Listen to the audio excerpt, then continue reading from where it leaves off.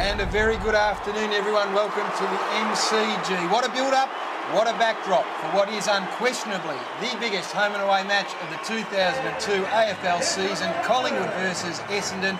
They have played 7 times on this day, 3 wins and a draw. The draw coming in the inaugural game in 1994. Dermot Brereton was a man who was involved in that game. Dermot, in fact, it was 1995.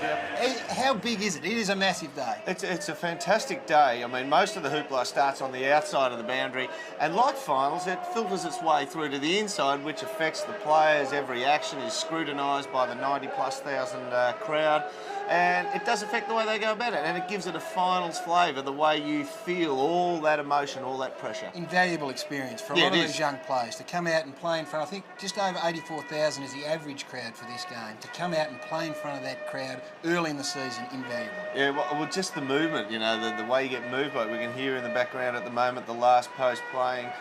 It's a fantastic experience for the kids who haven't played in finals, or some of the guys who will never play in finals if the team doesn't make it.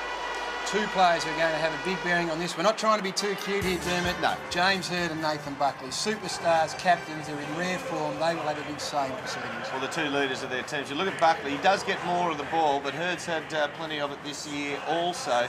Clearances though, Buckley 23, Hird 19. I reckon Hird's probably got more clearances when he's been in the centre, because he spends a lot of time up forward. But I mean, you look at those, 4-7 for Buckley and 6-1 to Hird. He's got the kicking boot on as well, and as I say, plays a lot more up forward. Buckley has been a bit astray at the goals this year. The match-up becomes so important, of course, and Damien Peverill has been a revelation since coming onto this Essendon list, albeit as a rookie last year, now a bona fide member of this team.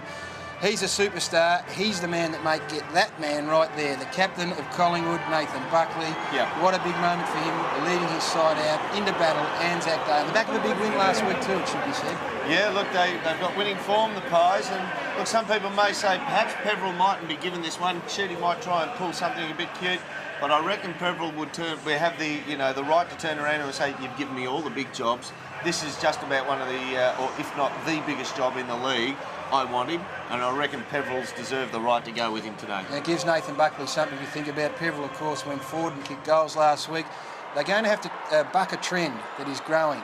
The last 7 games, Essendon have had the wood over Collingwood, 18 points, the average winning margin. Absolutely. Look, I think they've got some good players out there, Collingwood. Essendon are in good form, though. Make no mistake about that.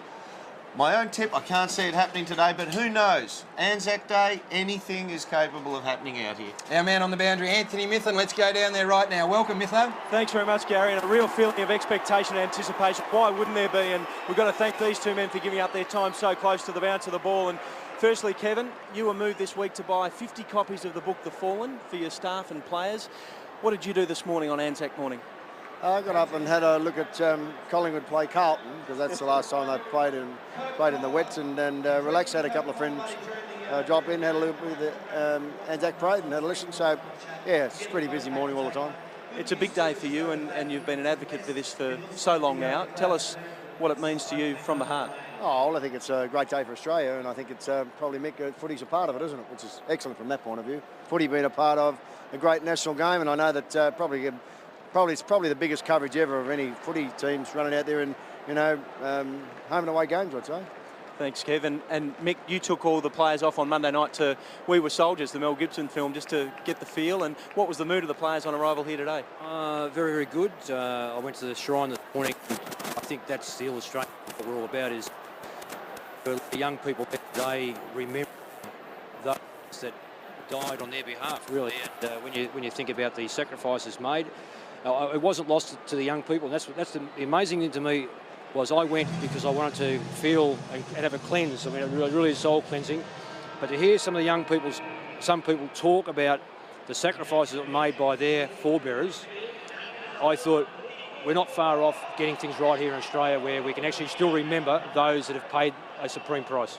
Beautifully said. Congratulations to both Collingwood and Essendon on giving football a real strong presence. Bruce Buxton joins us as well, so well done to Bruce. As we throw back up to you, Gary. We have a word with Bruce. We might have a quick moment. Bruce, what's it mean to you today? Oh, well, it gets bigger and bigger, doesn't it? It does. Big day, and this is a great game. Good on you, Bruce. Thanks for joining us. There you go. Ladies and gentlemen, the Australian Football League and the Collingwood and Essendon football clubs and the MCC invite you to join the players and umpires in honouring the memory of Australia's servicemen and women who gave their lives for the nation.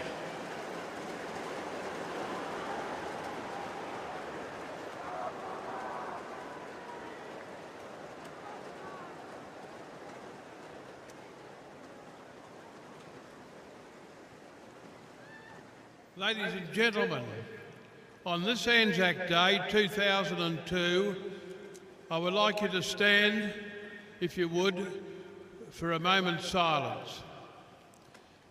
And in doing so, please remember the 115 VFL footballers that died in the wars last century.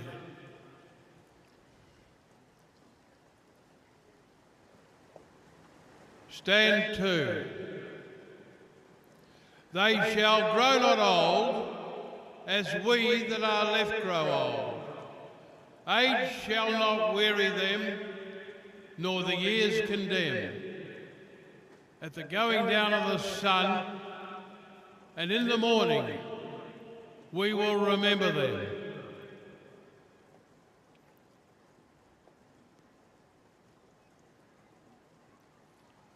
Lest we forget. Attention! Catafalque Party, present arms.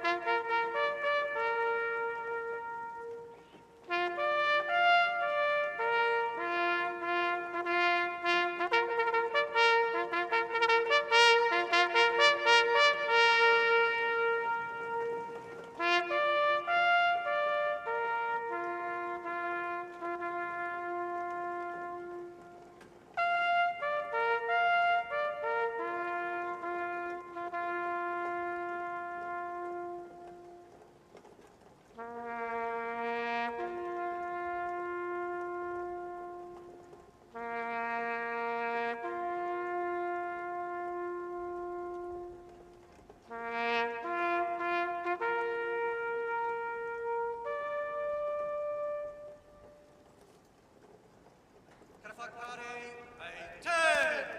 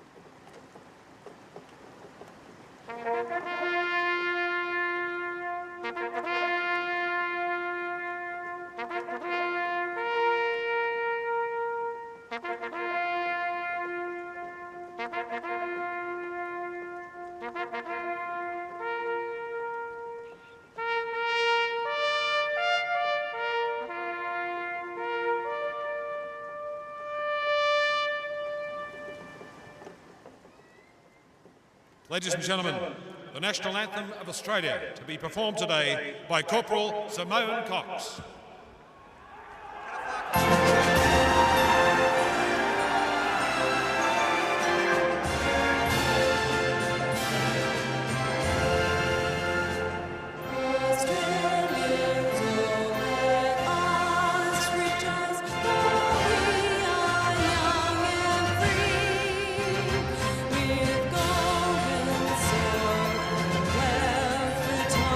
Our home is goodbye.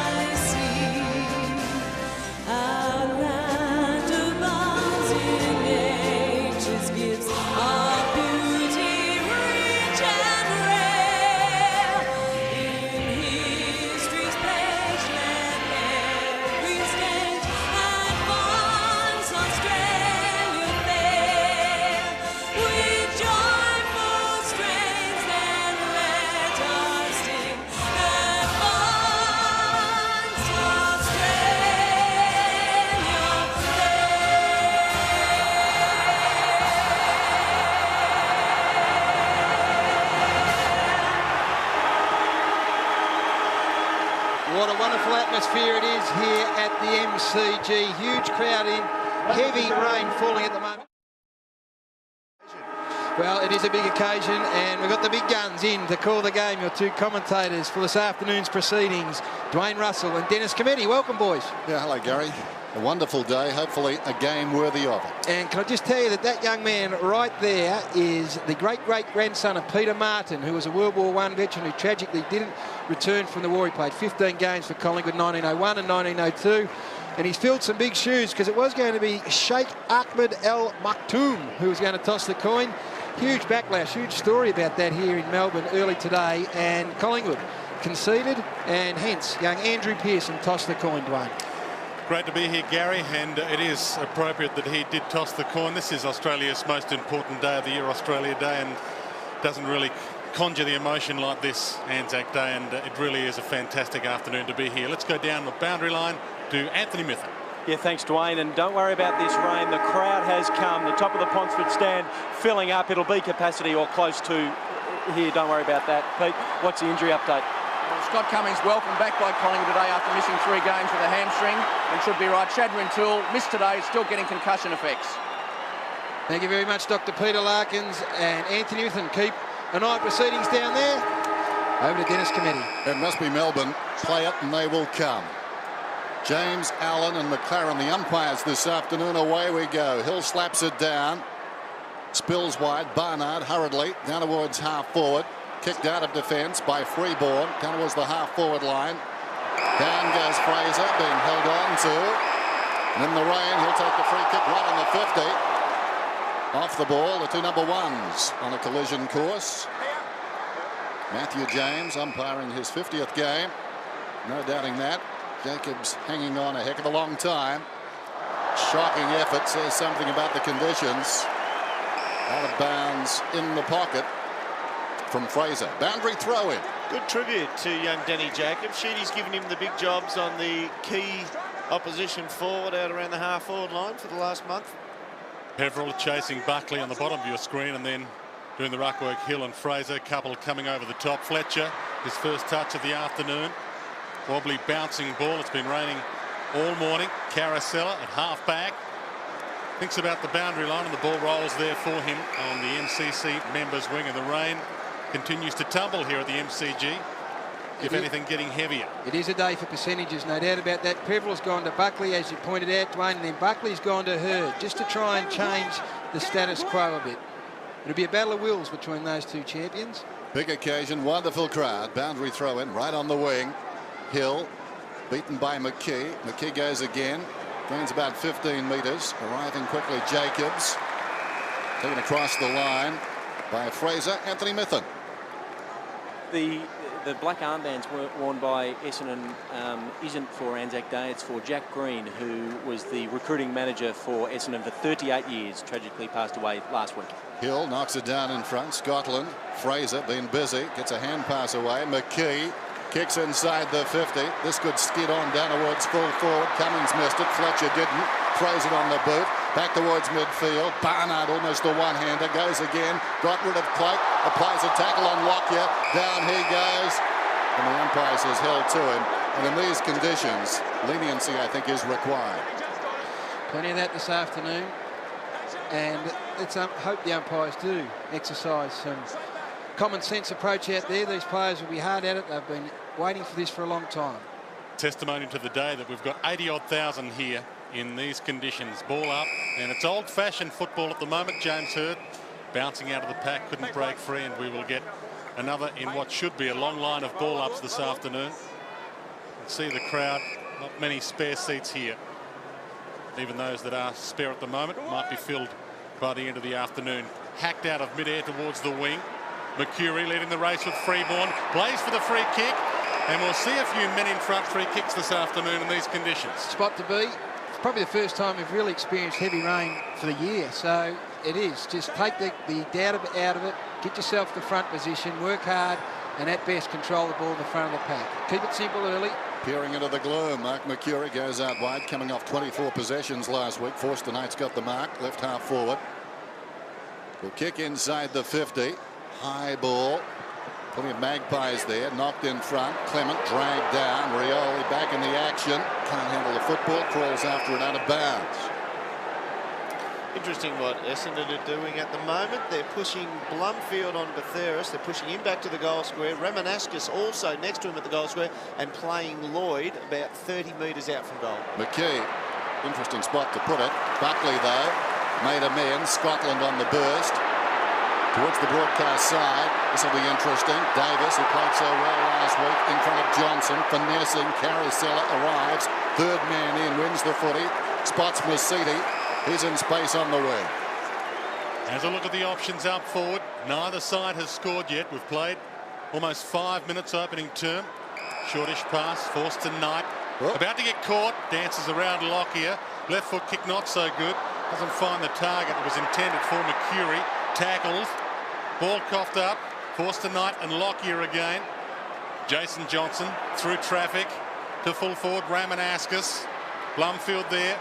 Couldn't pick it up. Ball finally comes out of the pack, and Nick Davis from half-back relieves some of the pressure. All Essendon, though. Can Jacobs get back? He can. Takes the mark on the wing. Essendon can reload. Wide. Peveril drops the mark on the half-forward flank. Loney with the pressure. Peveril trying to make amends. Buckley at half-back. Steadying kick, finds the line.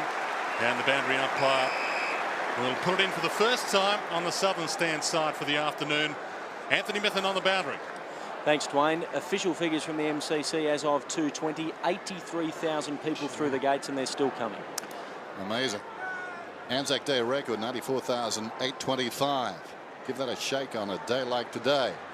Close to the boundary line. Carousella to his own advantage. Could have been carried forward. Masidi running out of space. Content to push it across the boundary line. We'll have a throw in out there. Blake Carousella, a player that does get under the guard often of opposition sides. Carl Steinford's got the job on him, who generally takes one of the more dangerous players. So he will be accountable at least today. Anzac Day at the MCG, scoreless. At the back of the pack, Masidi couldn't control it. Heffernan dragged down. Johnson. Masidi over the ball now after that errant hand pass from Johnson. Beautiful day for Joe Masidi. It's not such a beautiful day for spectating or the likes, but this is what I reckon Joe Masidi would wake up and dream of. Ball on the ground a lot. McGrath, Alessio, McVeigh and Bannister, the Essendon bench, and we saw about 30 seconds ago Didak, Holland, McGough and Prestigiacomo on the Collingwood bench. Ball knocked down to Carl Steinford. Over him, Carousella. Ball comes out. Clement gets Collingwood into attack to the forward pocket. No one can grab it. Rocker was there, so was Cummings in the absence of Chris Tarrant. There was a controversial suspension during the week, and we'll have a ball in the forward pocket for the Pies. Interesting too that Dustin Fletcher has let Scotty Cummings lead to the ball on the 2 occasions he's been looked for, given him front spot. Henneman v Rocker. Rocker tries to pluck it out of the air. Knocked out in the end to Scotland. Caught, gets the handball away. Buckley might conjure something. Gives to Lockyer. Shot at goal by Lockyer. The opening goal of the afternoon to Collingwood.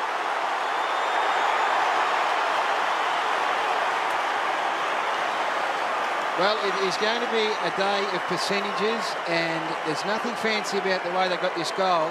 All that happened was Nathan Buckley worked his way to the front of the pack here and had clean hands. So it's simple things. You see the loose ball, clean hands, and that's nothing fancy, Doom, but that is the order of the day. Get it to a position where you're a chance.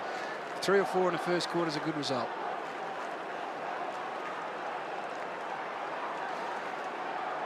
So the goal to Tarkin Lockyer, he never played league football in WA, drafted after 2 Colts and 14 reserves games at East Fremantle, vice captain of the Magpies. Good start for them. Goals will be scarce this afternoon. Buckley, who's been very busy. Out to Cloak, who's away on the wing. Looks down towards half forward, goes for distance, doesn't quite get onto the kick, runs inside the 50. Mark Johnson slipped over, slips the hand pass away, then to Forster Knight. High ball towards the wing, Cloak over the top, couldn't hang on. Mercury span into a tackle, was taken high. He'll get the free kick. Defensive side of the wing. Mark Mercury. Got the feeling last week he's running back into form. Peveril alongside the centre circle. In the gloom of the MCG. Mercury broadens things. Henneman on the wing, inside the 50. Again, plenty of Magpies. Loney, trapped by Rioli. Ramanauskas, quick hands. Barnard spots a man. Mercury, well, 3 possessions there in the space of 30 seconds. He'll kick at goal from just inside the 50. Freeborn, his opponent, Dermot, needs to get tighter. Mark Mercury going for distance. A careful spiral to about 5 metres out. McKee got a fist on it. Davis down in front. Back pocket for Collingwood. Swings it out very wide. It skids across the boundary line. Just talking about Mark Mercury, the last time he went over 30 possessions was round 19, 2000. At 35 against Hawthorn, including 19 hand passes. He's made a great start this afternoon. See him side by side with Freeborn. Not giving him any width whatsoever. Ball back into play, a little bit of holding. Heard the umpire tell the players to stop it. Hurd gets a kick inside 50, close to the boundary. Wakeland kicks it out of bounds on the full. Free kick, Essendon. Essendon takes it quickly to full forward to Lloyd. Gee, that was great work by Matthew Lloyd. It's a terrific lesson for anyone, any forward watching, is you don't stand around and wait to find out which way a free kick's going to go. You react quickly, and he made that goal for himself. He was next to that ball when it went out of bounds. His opponent kicked it out. He reacted so quickly to get back into a position. It was terrific heads-up play. Yep. The ball's never dead, is it? No. And he loves a goal. As we said this last week, he loves a goal and always looks for a goal. That's why he doesn't stand around and spectate. He wants to be involved. He's not the greatest goal kicker on Essendon's current list. That honour with Paul Salmon. But Lloyd kicks it through the middle, 478 for his career.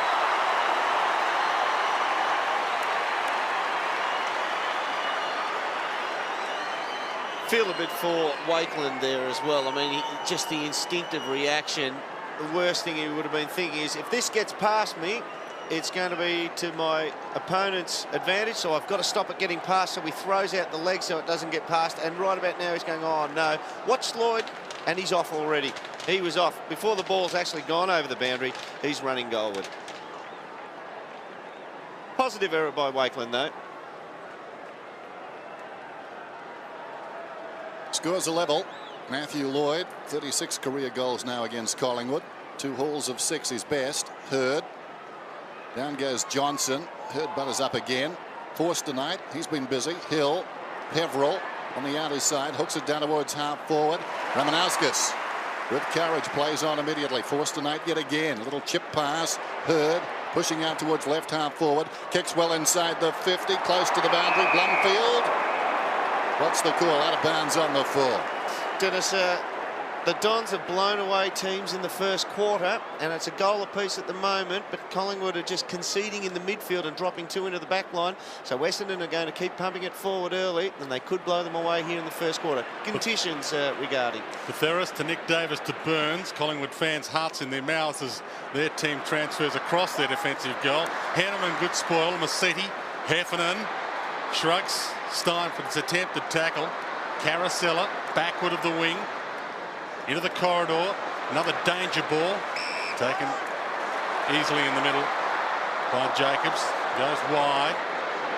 Lloyd's on the lead in front of Wakeland, tucked up against the boundary, keeps the ball alive. Nick Davis gets back, takes the mark in the back pocket, and again dangerously they go across their defensive goal. Lucuria. You'd have nightmares about going sideways in wet conditions down there.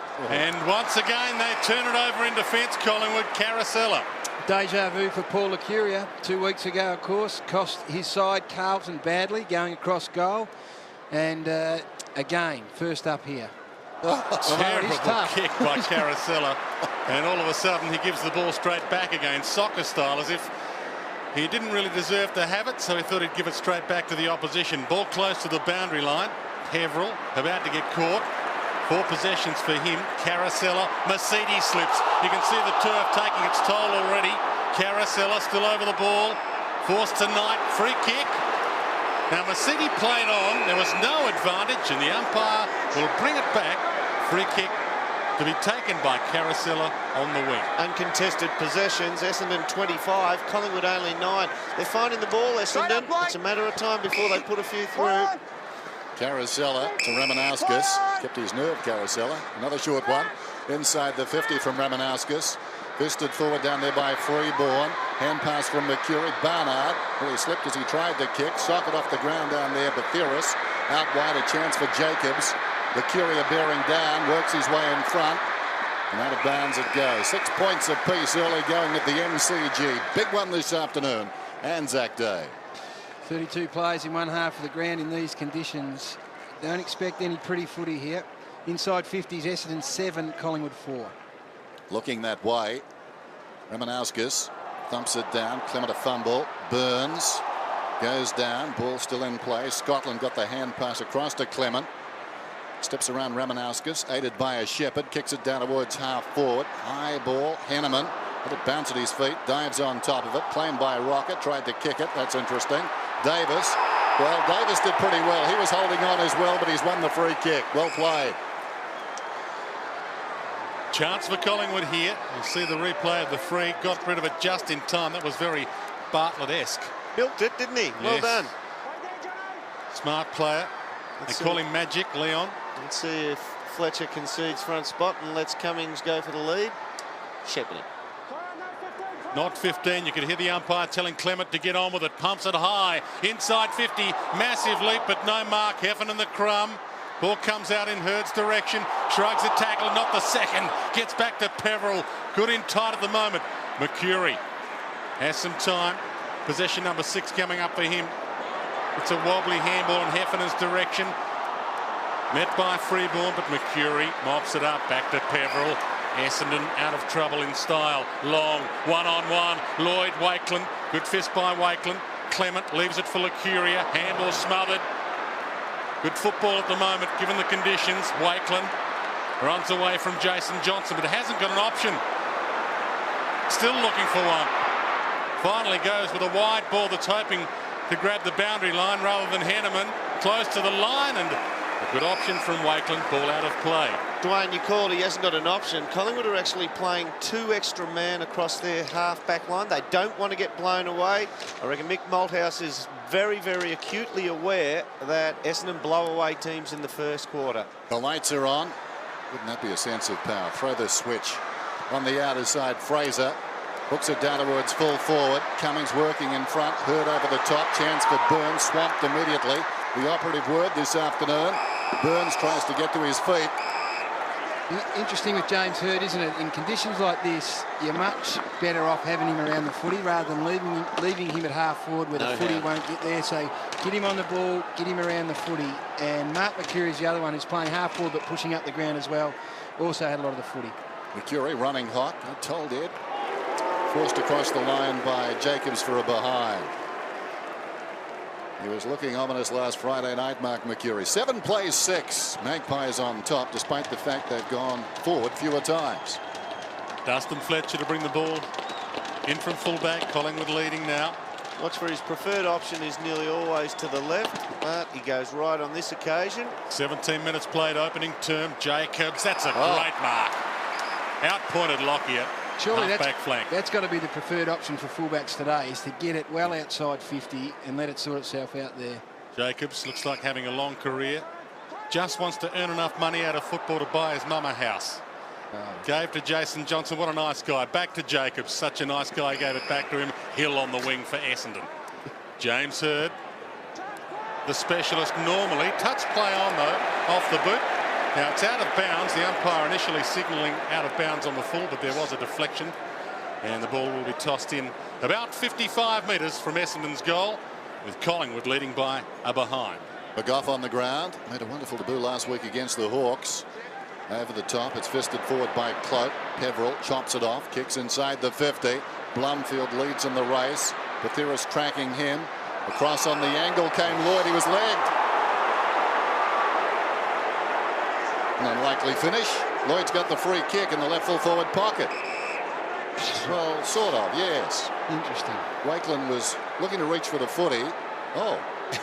Gave him the gangster slap. There will be a duel at 5 o'clock. Lloyd's in the pocket. It'll take a very good kick from here. You back him to have a shot, though, wouldn't you? We're taking into account here with our set shot probability, the conditions, and you just back him. Goals are going to be so hard to come by that you let him have a crack at this. He's earned the right. Absolutely. Matthew Lloyd just thin. Behind, scores a level again. Word from the Weather Bureau. No great surprise, no earth-shattering news. This rain is here to stay all afternoon. Kick in from fullback from Lockyer. Messing around with it with the 1-2 to Nick Davis. Now Longer looking for Cloak off his hands. Ramanauskas and Cloak to the wing. Neither player can beat the boundary line. It'll be tossed back in. Comes from great stock, does Cloak, given the performance of his father and his uncle in South Australia. Peter Cloak, one of the unsung heroes of North Adelaide for a long time. Ball finally towards half forward, but no one can break free with a possession, and we'll get another boundary throw-in with scores still level. Nathan Buckley on screen. His match-up with Damien Peveril. At the moment, Peveril in front. Tossed in. Down towards right half forward for Essendon. McKee trying to direct it down. Heffernan emerges with a footy, goes across the body. Will it stay in? It's very close to the boundary line. Now out on the full. Buckley will get the resultant free. Marks, Essendon 14 and Collingwood 3. So look, they're playing with the footy a bit. Essendon in wet conditions. They're not contested marks, they're chip kicks. Nathan Buckley from left half back up towards the wing. Plenty of bombers there. Twisted away by Jacobs across the boundary line at the interchange gates. Total possessions, Essendon 60, Collingwood 36. Scores a level. Welcome back to Melbourne. Boundary throw in right on the wing. Hill with strength goes after the footy. Masidi hurriedly moved it about 10 metres. Freeborn quickly onto the boot down towards half forward. Jacobs leads back in the race. Fraser closing. Jacobs looking to work the angle. Did it perfectly. Out of bounds, boundary throw-in. I just wonder how flexible forwards are and coaches are with the way they coach. On a day like this, Dermot, front position, you always say, let's bring it to the front and give the Crummers a crack. I reckon today the dangerous spot can be over the back, and forwards can run under the footy deliberately and have a loose ball running goalward. Tight, intoxicating contest so far. Masidi dives in, can't break free with the ball. And once again with Fraser tying it up, we'll get another ball up just outside the attacking 50 for Collingwood. And they've had their fair share of the leather. Inside 50s, Collingwood just down, but in terms of overall possession, it's been fairly even. We're into time on by a minute. Opening term, Betheris went high for the ruck contest. Fraser slipped onto his boot in the end. Blumfield over it, half court. Betheris another slip. Once again, Mark Johnson over the ball, and plenty of players over him, and once again we'll get a ball up just outside attacking 50 for the Magpies. James Hird and James Clement opposed against each other. That sorted itself out. That's a win from a Collingwood point of view. Buckley, who went to Hird early just to see who he got. Peveril is a man with him. Buckley trying to knock at Goldwood. McGoff in there, claimed. I think you were the first one to call him Clement, Dennis. Don't think so. I don't think they've done that. What is it? I think it's Clement. He always gets Clement from me. Does he? A couple of years ago at the Dockers, I believe. The weather is very inclement. We'll have a ball up again about 55 metres out. McGoff working hard. Just to expand on that theory about the dangerous space over the back term, often with players in the hole, there's one loose player back as you've described, to run to him and at least have a 2-on-1, but then allow plenty of space over the back, I think is a really dangerous proposition today. Rocker, only as far as Barnard, who's got a sense of humour, kicks it straight up in the air. Fraser, socket away by Barnard. Lockyer went down. Barnard again working hard in the congestion. Moved it about 25 metres that time. Burns charging through, taking no prisoners. Socketed away from a teammate. It was Scotland. Well, even disregarding the conditions, this is a great result for Collingwood, because Essendon, basically all their margins have been set, the winning margins for the year so far have been set up in the first quarter. Ball back into play on the wing. Important couple of minutes coming up before three-quarter time, and before quarter time, and Lucuria kicks along the boundary line and out of play. Henneman couldn't get there in time. He in a battle with Rocker at present. Mick Malthouse on screen. Justin Blumfield pushed up into the centre of the ground now, yet to touch it. 14 player Adrian Fletcher also sitting next to Michael Malthouse helping up. Fraser now on the bench. Ball back into play. McGough got the handball out. Buckley was there. Heffernan gathers though. Handball half smothered. Ball slapped closer to goal for Collingwood. Nick Davis. Holland. Big bump by Hanneman. Ball still in dispute. Good hard football at the moment. Finally it comes out Blumfield to Barnard. Bombers away. Wide. McVeigh leads in the chase of the ball against Loney. Close to the line. Ball still alive. McVeigh picks up. Puts it inside 50 with a wobbling, dribbling ball. Lloyd. Handball out. Beautiful. Can Mercury find a target? Wobbly kick. Gets caught by the shoulder. And Collingwood with the numbers here should mop it up. Good hip and shoulder. Burns the crumb over the top towards Freeborn. Net by Mercedes has the mark on the wing. Message for Ryan Loney, I'm sure. Keep your feet, son. You take yourself out of the contest when you go to ground. Mercuria, short one, a little indecisive with a kick. Cloak made it look okay though. Up and running, 55 metres out, doesn't connect too well. Johnson, clever, forced to night the Shepherd. Hill pushes it back in the direction of Johnson. Interesting hand pass forced tonight. They're making hard work at this. Mercury put his head down, decided to work. Peveril hacks it out of mid-air, out towards the wing, only as far as Lockyer. Clock running down at quarter time. Lockyer short. Davis has got it. He's about 60 metres out. The lights are on at the MCG. Tough, uncompromising game so far. Scores are level, 7 points apiece. And Davis taking plenty of time. Today is all about taking your opportunities. Davis, nothing on, kicks to the pocket. Rocker way under the ball. Hit him in the mark. Jacobs in the opposite pocket. Nothing on down the ground. It needs to be heard. He's working up the ground now. Jacobs, meantime, goes to Barnard. Still not much on offer. He goes for distance towards half forward. Lloyd is pushed up. Well done by Wakeland. Collingwood have got the numbers. The third man in there, Freeborn. He's at left half back. Settles. Kicks through the wing. Barnard came hard. Knocked it away. Down in front, a chance for Clement. Hand passes towards the boundary and gets it out. Wakeland spoil in defence. Magnificent. Didn't only knock it away from Lloyd, but knocked it straight down to his own Sharker. He just knew the danger if it got past him, didn't he? There was nothing between Lloyd and the goals. Big pack of players around this ball in. McKee front position against Hill. Spills it. Ball finally kicked around the body by McGough. And it's out of bounds on the full free kick. Geez, a to big the kid. Bombers. Big kid, McGough, isn't he? For a 17-year-old, he's stuck together. Only 17. He's still doing year 12 at school, and he hasn't even got his driver's license yet. That's how young McGough is. And he gets the ball here. Timely possession to Freeborn, wobbling past Rocker, and another possession to Jacobs, although it's a shocker. Into Rocker and out of play. Just outside attacking 50 for Collingwood, and the Magpies would be pretty happy with this scoreline. Scores level, just over 2 minutes remaining in the opening term. Mark Mercury, 10 possessions. Great start by him. Big leap, Hanneman.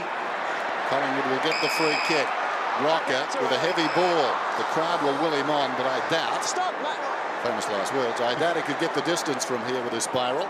Well, if he actually hits it okay, then it will continue to go.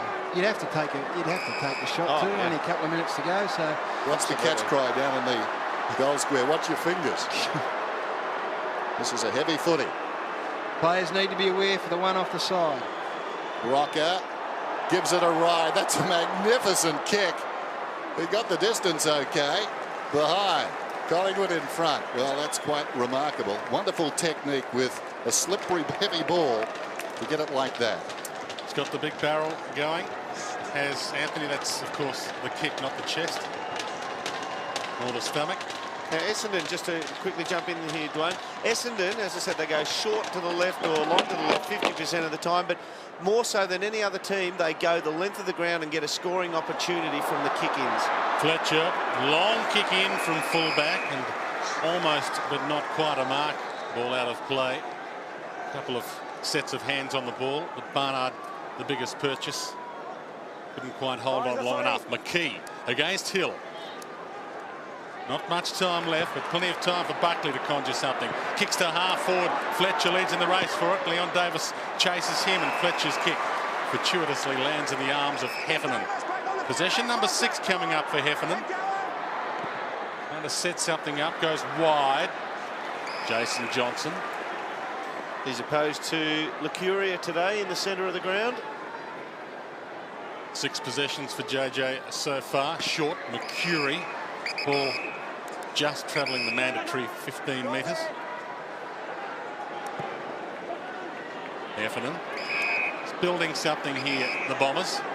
Last use of the ball, as if they know how much time is left and they don't want to give it back to Collingwood before quarter time. Basketball-esque. They go wide, they find the line, and it'll be a ball in with just under a minute remaining, but Collingwood certainly would be happy if they go in at quarter time with the lead. This is a brilliant result for the Pies. They've done well in this sort of situation as well, clearing the ball. That's their 12th. Freeborn 12-5 in that area. Ramanauskas knocks it down. Davis to Davis. Nick Davis pulls it back inside the 50. Fletcher did well, got a fist on it. Sent it back towards halfback. Mercury again knocking up. Got the hand pass away to Barnard. Drives it towards the boundary. Hill. Clock down to 30 seconds. Hill on the outer side. Goals have been scarce. Kicks towards the attacking 50. Rocker came two-fisted and thumps it across the boundary line. Clock stops at 22. It'll be tossed in on the outer side with the Magpies up by a point on Anzac Day at the MCG. Lights are on. Very slippery. Tough conditions for the players. Batheris again. Collingwood will clear. Or will they? Peverill slided in there. We got a whistle. And the ball up. They could have done better. Buckley had the run of it. Some indecision. He was going to hack it out of the air, the soccer kick, but that kid Peverill's brave, isn't he? He saw that and still slid in there and thought, well, you're going to kick it, you're going to take a bit of me with you. Well, that's all about tough football. Quarter time of the MCG. Collingwood, they've had less of the footy, but they lead 1-2 to 1-1. Checking the goal scorers, just 2 of them. Tarkin Lockyer got the first. Matthew Lloyd responded at the other end. 1-2 plays 1-1 at the G. Welcome back to the MCG. Quarter time here. 1-2-8 the Pies, 1-1-7 the Bombers, and we can tell you that is the lowest first quarter score here at the MCG between these two sides since 1897, the first year of VFL football. So we are creating records all over the place, Dermot, at the moment. Not the kind of records we want to see though, Gaz, but the conditions make it understandable. Well, hopefully it'll open up, and this is one way, Derm. I mentioned this in the first quarter. If we can just have a look at this now, sometimes on a wet day the most dangerous space is the space behind a player. Now young Cloak's got the footy here. Cummings provides a lead here. We can see with Dustin Fletcher the option for Cloak now is to kick over their head to a vacant goal square. Get some space back there, get some run on the footy. It might run through, it might not, and it slews off the side of the boot. But that should be the option that's open now to some players when they go forward. Kick over a pack and create some dangerous space. You have a look at the match stats now. Kicks well in favour of Essendon and handballs. And also they are the best team, the #1 team in the comp for little knock-ons to their team advantage. You saw one just on that telestrator you had there. Centre breaks going pretty even. Clearances in favour of Collingwood. Now that's where they're equaling the Essendon Footy Club in terms of the stat count there. Lower on percentages, but they're right in this, and this is a great result for Collingwood. Let's head down to the boundary. Anthony Mithen and Dr. Peter Larkins. Yeah, big pat on the back for Damien Peverill from the Essendon coaching staff. Bookie's keeping a careful eye on Peverill and Buckley. Buckley, the new Brownlow medal favourite after McLeod was rubbed out during the weekend, and Peverill in from triple figures to 20-1. Doc, what's the injury update? Gary Forster Knight having some troubles with his left shoulder on the bench. Came off halfway through the first quarter after straining the AC joint. Haven't been able to get him back out after quarter time just yet. Start of the second term, Scotland taken down by Peverill. Amazing figures at quarter time. Collingwood lead despite 27 less possessions, and overall they've had only 57. So in percentage terms, that's quite remarkable. 1-2 plays 1-1. Rucks go at it again. Cloak thumps it down towards half forward. In front is Holland. Hand passes straight up in the air. Masidi, Henneman trying to force a passage there. Over the ball was Peverill. McKee is penalised. Masidi kicks down towards half forward. Hill, the tumbling mark. Anthony Rocker's gone into the ruck. 65 metres out. Hill goes down towards the pocket. Lloyd, terrific. Peverill in trouble.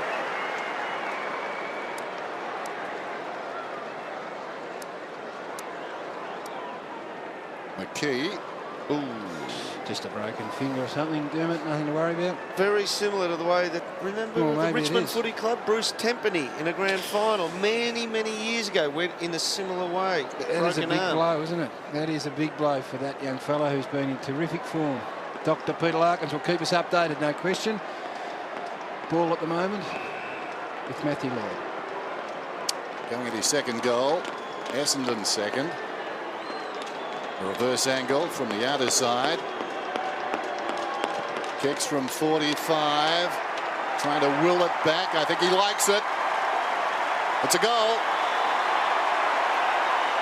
Great start to the second term for Essendon. Well, the kick came in from Hilly, and the thing is, McKee was meant to be responsible. Sorry, not McKee. Jason Cloak. I've got the third one right. Jason Cloak was meant to go and pick up Hilly on the flow through. Didn't get within 5 metres of him. Hilly took the mark, and the kick goes on to Lloyd. So that's where the breakdown was. Just the attention to minding a man there by the youngster Cloak.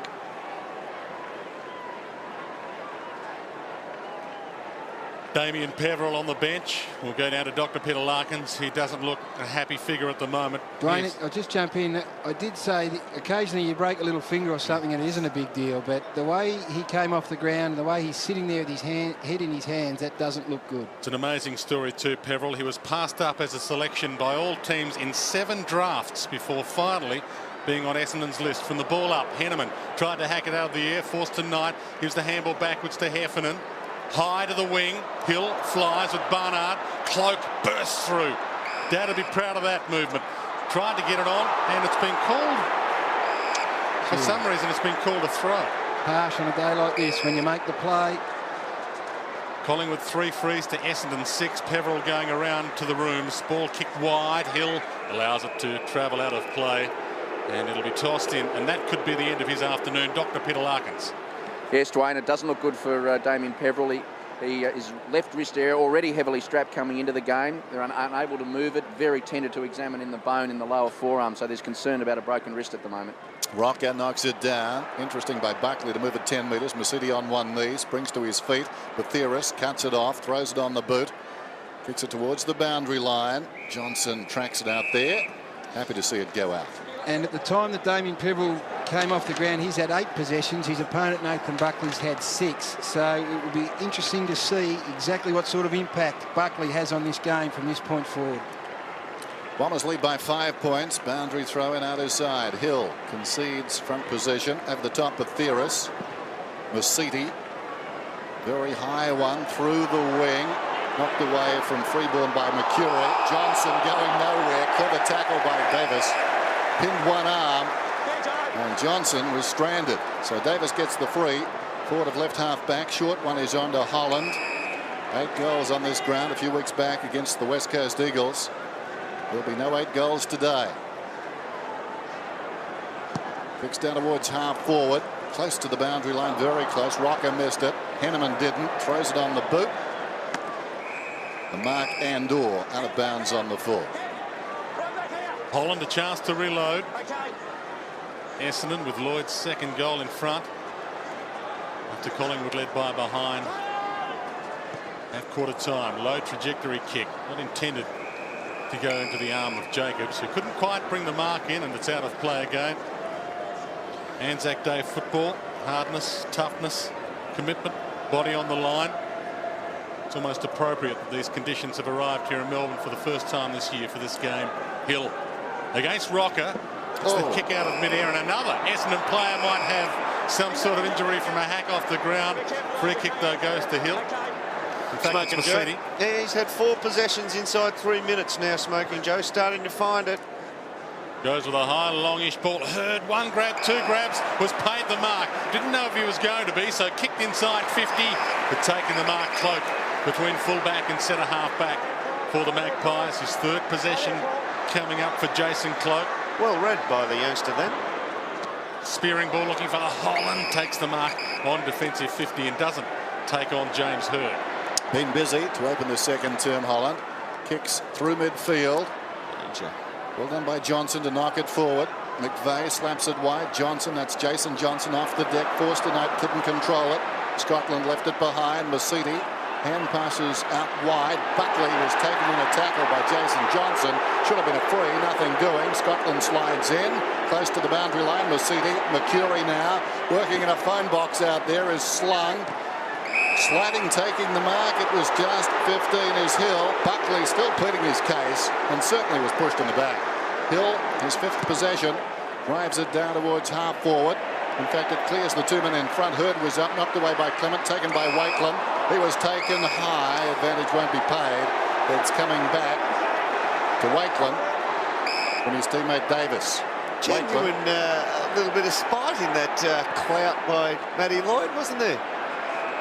Not the first time. There's Davis on the burst. Got it from Burns. Rocker lunging. Couldn't hang on. Dives after it. Slips out the back. Buckley tries to get away. Gets the hand pass to Davis. No space out there. Hard against the line, Davis. Then decides to kick it across the boundary line as we go down to the dock with the latest on Damien Peveril. Dennis, is getting worse down here for Damien Peveril. The bench suspect he has a broken forearm. We just see him on the ground. We see McKee come in and attempt to kick the ball off the ground and make contact with the outside of the forearm, the ulnar bone, which runs from the elbow to the wrist, and they think it's completely broken. Anthony Rocker against Hill in the ruck. Lockyer thought he had it, but Heffernan stole it.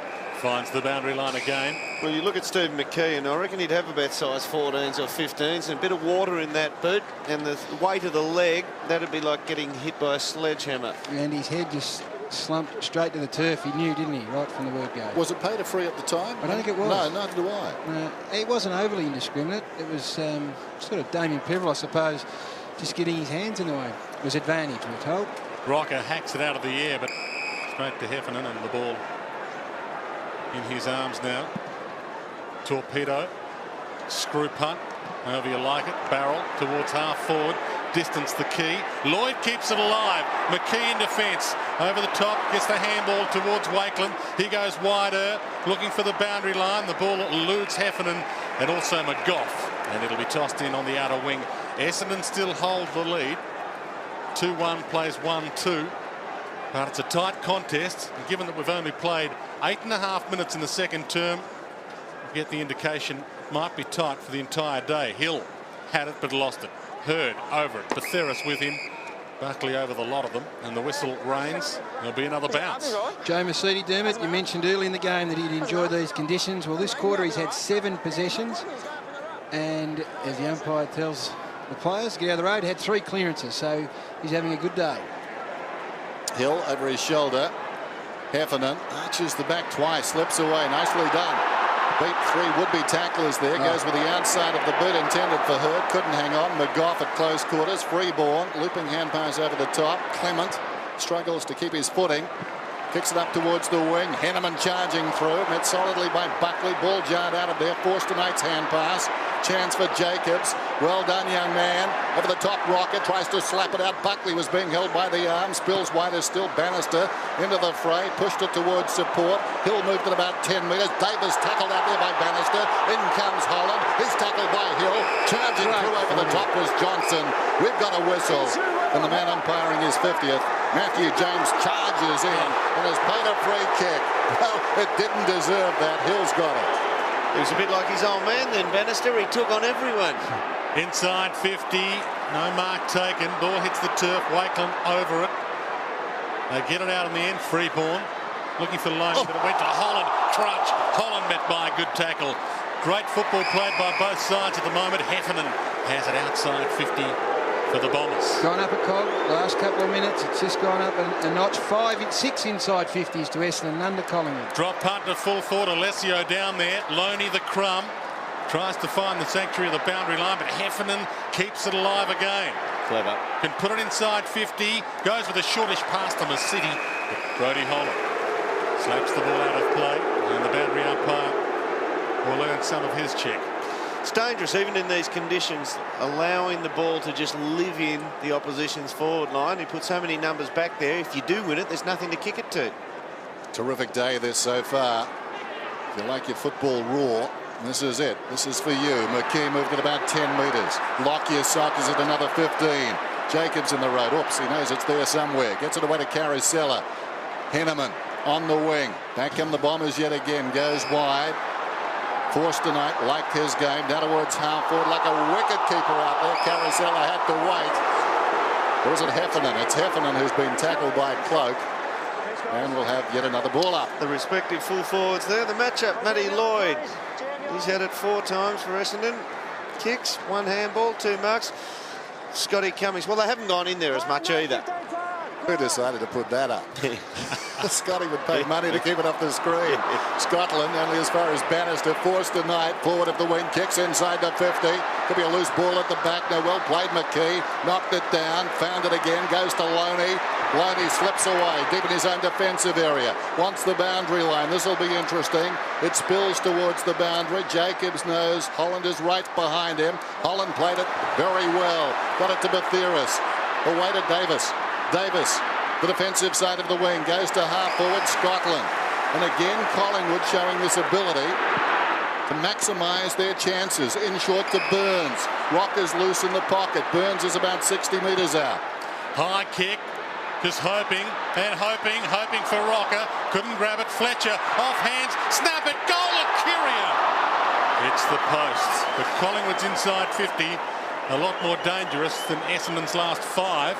Essendon 120 possessions to Collingwood's 80, which gives the impression that they're overusing the ball, and Collingwood's efficiency at the moment keeping them in touch. Ball alive. McGough picks it up, snaps around the body towards goal and can't kick the goal. In game number 2, it's offline. One of the reasons, Dwayne, is the space. There's so much room. The ball spent so much time in Essendon's forward 50 this quarter that when they do, Collingwood do win it forward, there's so much room for their players to work in, and I just think that both teams have got to work harder at as long as they come out the other way, because Essendon are sitting numbers back behind the ball straight down the line. If they're able to take the risk and go across the ground, then there's lots of space. It is. It's like rugby, isn't it? They're lining up at either side of the footy at the moment. Hurd out of the back pocket up towards the wing. Jacobs camped in front, shielded the ball initially. Clement, though, aided by Lockyer, spots a man towards the middle. That's a very clever kick. Gets it to McGough. It's good, this kid, isn't he? Yeah, he knows his way around, doesn't he? And he's going after the footy. He's not intimidated by the occasion. Second game in, he wants to be a part of this. Been very busy. Goes towards the middle. Too tall for Lockyer. Gets it back from Lucuria. Kicks inside the 50. Chance now for Davis. That's Nick. Feeds the hand pass outside the 50. Steinford sets it up. They come from all directions. Knocked down by Bathiris. Standing his ground was Seedy. Jabs it towards the boundary. Goes after it again. Johnson. Can he control it? Oh, brilliant pickup. Mark Johnson bursting across half back. Mercury in space.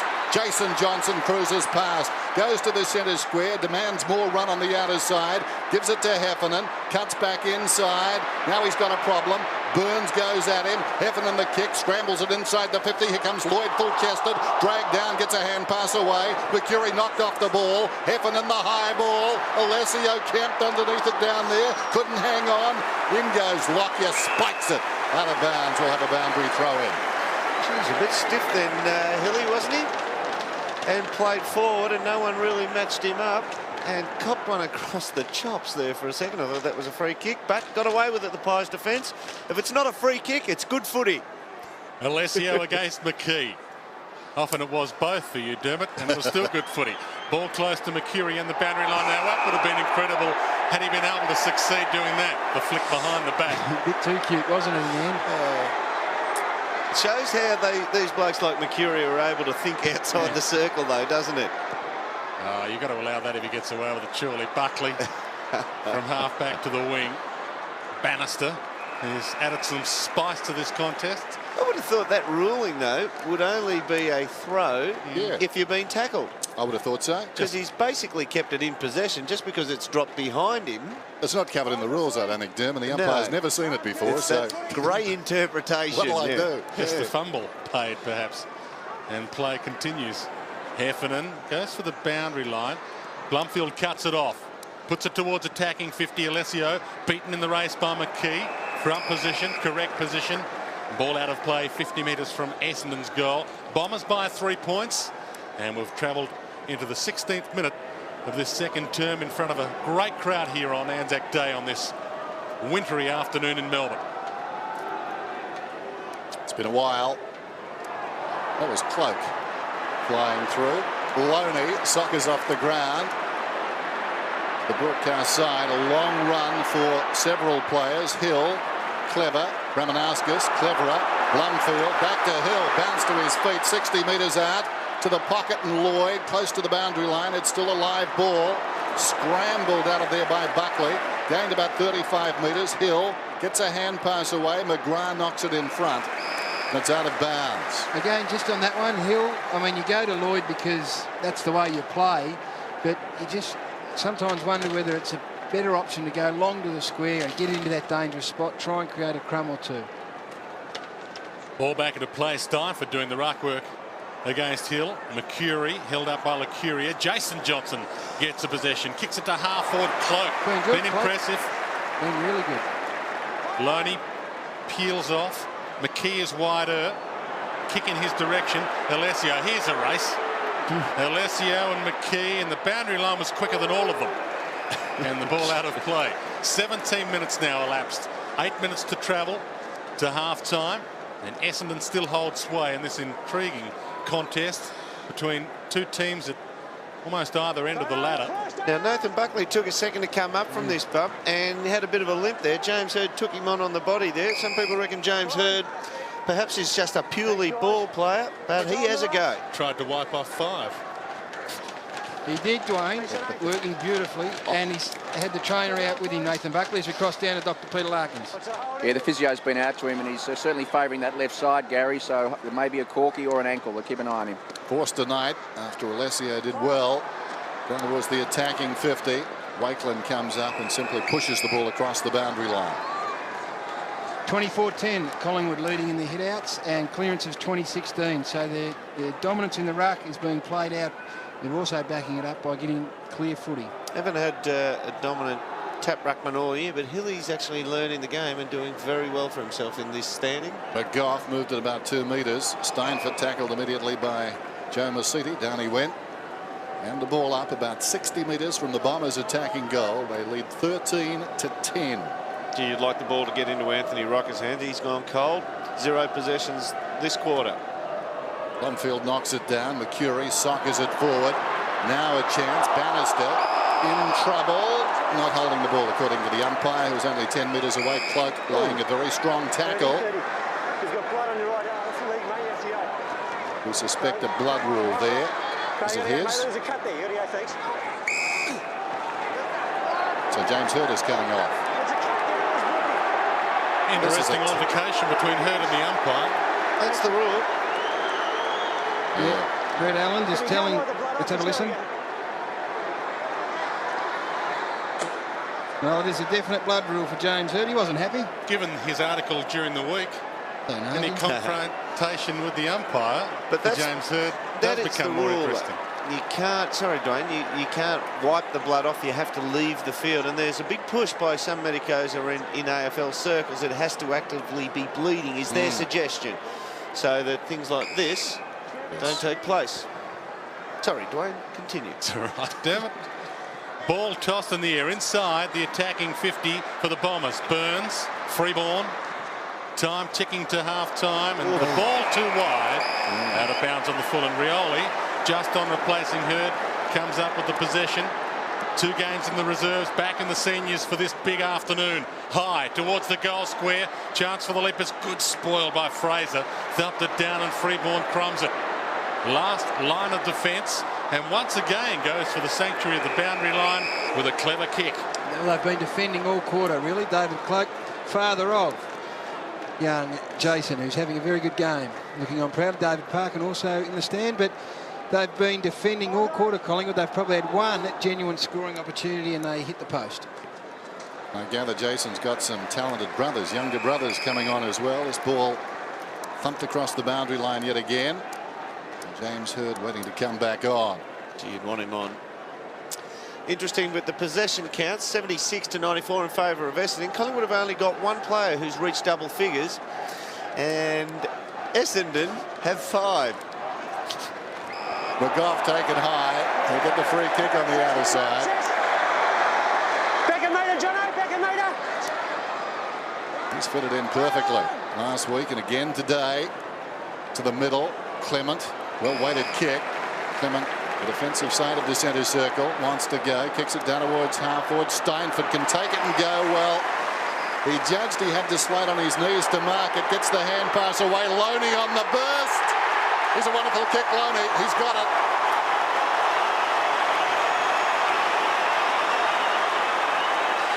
Well, that's the sort of impact an interchange can have, Dermot.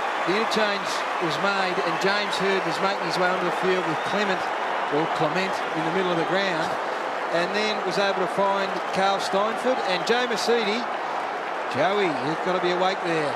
You've got Ryan Loney, it is, running on the left side. He had to be aware of that, Joe Mercedes. He's more experienced in that.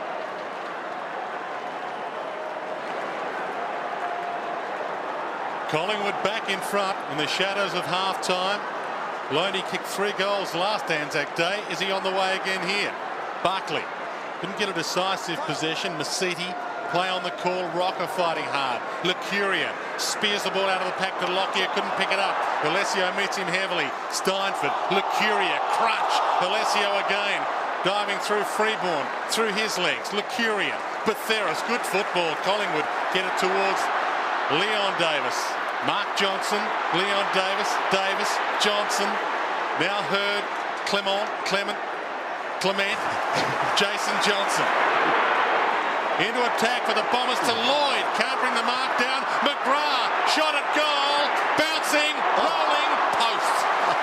Gee, that's an enthralling battle between Mark Johnson and Leon Davis. I reckon Leon Davis is one of the few players this season, or in the last season or so, who's actually worrying Mark Johnson with his pace. And Matthew Lloyd just meeting the footy in this quarter. Hasn't had a lot of the footy, but the way he's met it and created opportunity, that is why he's a star.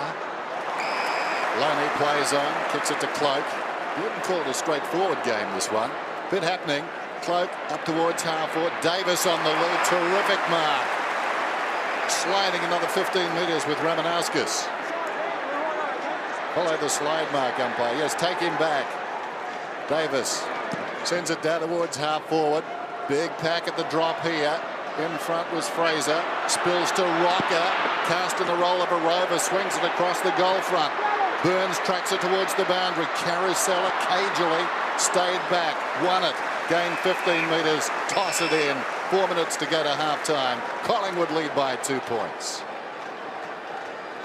Lloyd's had 6 or 7 touches and just contested really well. At the other end, Scotty Cummings yet to trouble the statisticians. Michael Malthouse animated. Gavin Brown in the background. Hand over his mouth. He punched the wall, Michael. There has been the occasional breakage of a phone in that broadcast, in that coach's box as Fraser dives through. Gets a free kick for too high. Important inside 50 here for Collingwood. Huge play, isn't it? Very close to half-time. Momentum important. High bomb to the goal square. Up they fly. No mark. Cummings couldn't bring it down. Kick off the ground. McKee.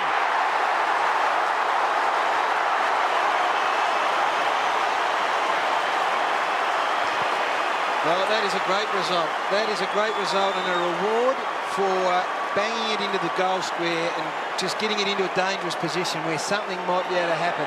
That's all it was. Nothing fancy. Get it into the top of the square. Compete hard. Scotty Cummings should have marked that footy. But then, just in these conditions, if you're close enough, something like that presents itself. And Steve McKee off the ground. I think Michael Malthouse was unhappy initially that the kick from Rocker was too deep to the opposite side instead of setting it up.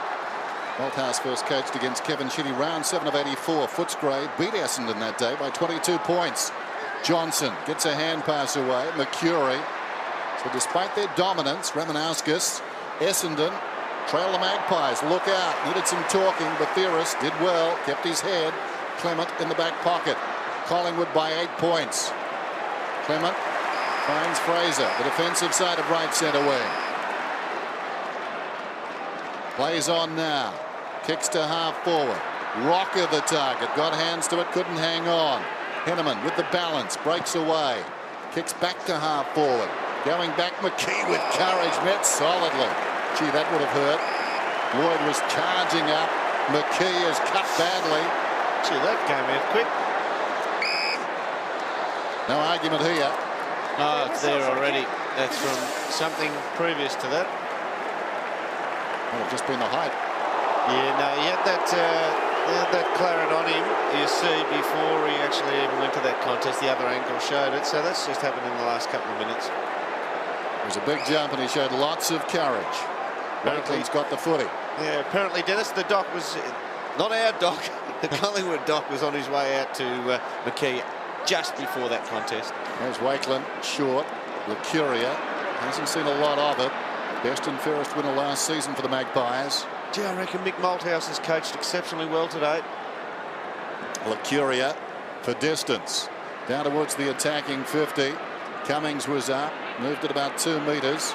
Forced denied. Socket towards the boundary by Fletcher.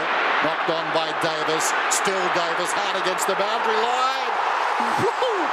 He's kicked it behind, says the goal umpire. Gee, that looked very close. That was a magnificent attempt. I thought off the boot and in the air that was going to be a goal. Watch it again. Oh, we lose it. He liked it, Leon. So did I. Goal umpire could have just risen to the occasion there. Mark Johnson. Giving you a false reading. Kicks toward the wing, Lockyer. Body on the line again. McGrath came hard and Heffernan in the crumb. Steinford comes at him. Handballs to Hurd. About to get caught. Looping ball over the top. They're messing with it. Hanneman now forced to Knight. Good movement this from the Bombers. They've got the loose man. It's McGrath. He couldn't grab it. Loney grabbed by Rioli. Mercury. Back to Heffernan. And he'd pick it up. Freeborn comes at him. All the way back to the wing now. Good defence, Collingwood. Hurd to Mercury. 19 possessions for him. High ball. Lloyd! Brilliant mark. The flat-handed double grab. Open goal. Goes for the big wobbly ball towards full forward. How will it bounce? Oh. To the wrong side for Essendon fans, but the right side for the Pie boys. Matthew Lloyd, 2 goals, 2. He's a thinker, isn't he? It was the right idea. It was the right idea, Derm. He had the goal square was open and vacant. Probably maybe a drop punt may have skidded even straighter. He went for the torpedo. Lucuria in the back pocket. Matthew Lloyd roundly booed, but I think it's a bum rap. They saw the blood on McKee, and as we said, it was there earlier. Lucuria for Steinford.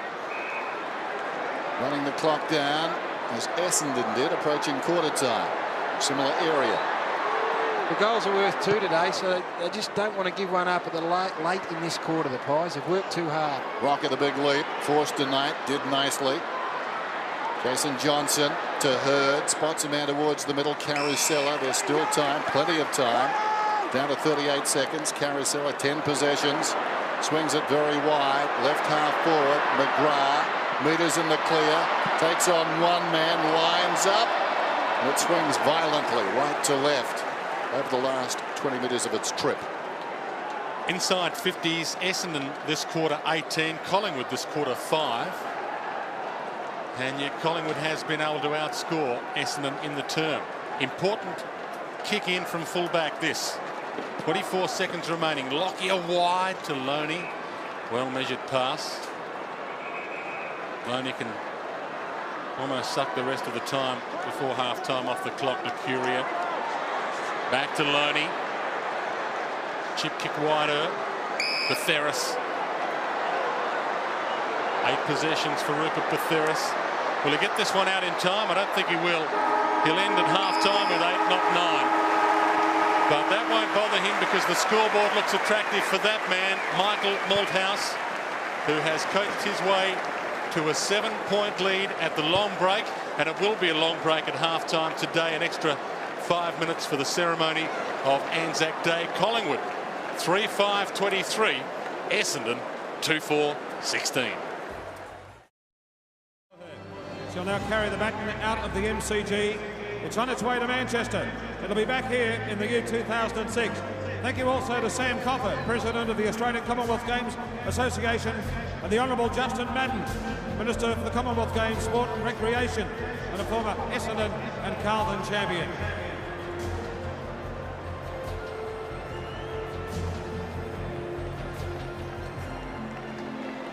The baton itself, the part of Buckingham Palace on Commonwealth Day, the 11th of March 2002.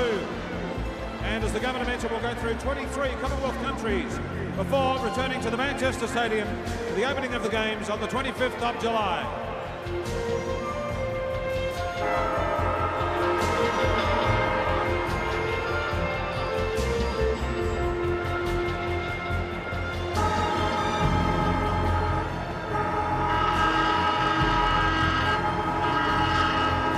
Gavin, who would have thought you'd come here on Anzac Day, put 3 goals in the bank in the first half and have the lead? Yeah, look, it's a little bit surprising, but the boys have been terrific. Wet weather footy, as we know, and they just played it really well at the moment. Just got to keep it up. Do you feel it's a case of the side that makes the fewest mistakes and sticks to the game plan rigidly wins the game today? Oh, look, I think so. There's no doubt that perseverance in these conditions is paramount, and at the moment we're stuck to it, and it's a matter of doing it for the second half and hopefully come away with it. Good luck, Gavin. Well done. Thanks very much, Anthony Mithen. They'd love to have Gavin Brown out there at the moment. He would be revelling in these conditions. Dermot, let's have a look at the stats to half-time. Do they tell a story or not? They've had a lot of the footy, Essendon. Well, they sort of do, don't they? When you look at it with the clearances 23 to 18, very much in favour of Collingwood, yet they're down on the total possessions, 167 to around 130. So look, they're sort of equaling them out there. Inside 50s, 18 to 25. But as you called it, once it gets inside Collingwood's 50, it's free running and it's open space and they can run onto it a little bit better. Running bounces Essendon 4, but they have messed around with it, but gee, you'd think you could go a whole game today and not bounce it 4 once. more than I thought they'd be. Yeah. It is tight, there's no question. Time to go down to Dr. Peter Larkins with some big injury news. Yeah, Damien Peverill in hospital at the moment, having x-rays of his left forearm, Gary, but they are expecting the worst, so they can tell from the examination here that he's got a broken forearm bone. Those are the ones you probably have surgery for, and 8 to 10 weeks would be the best result you'd expect there. So just as the young fella's getting back on his feet, literally, having had stress fractures last year at the end of that great year he had, probably 8 to 10 weeks for Damien Peverill out from today's game. Terribly bad luck for Damien Peverill. Well, that's 8 to 10 weeks for the mere mortal, and that's the injury you see on screen there occurring. For him, from what we've come to expect over the last 12 months, he'll probably be back in about 2 or 3. Well, it all depends, doesn't it? Maybe screwed and bolted, which is tough, Dermot, no doubt about that. What about putting reputation on the line here? It is a narrow margin. Who's going to win? Oh, yeah, good on you. Come on. I think Essendon's professionalism will get them up, but I thought with confidence they would win it before the game. Not so confident now. Collingwood, through Mick Malthouse, his coaching has been quite brilliant. He's pushed his forwards up the ground and really locked the ball down and just make sure that Essendon's forwards can't kick goals. He's really congested them there. The forwards are pushed up and tried to go out the other side. And look, the couple of goals they've kicked have been through slick ball usage. And that's probably one of the areas as a team Collingwood have had to improve over the last 2 or 3 years, and they've done it on occasions well today. You expect the tempo to be lifted right from the bounce here to kick off the second half action. The commentators, Dwayne Russell and Dennis Cometti. Collingwood 3-5, Essendon 2-4. Start of the third term then.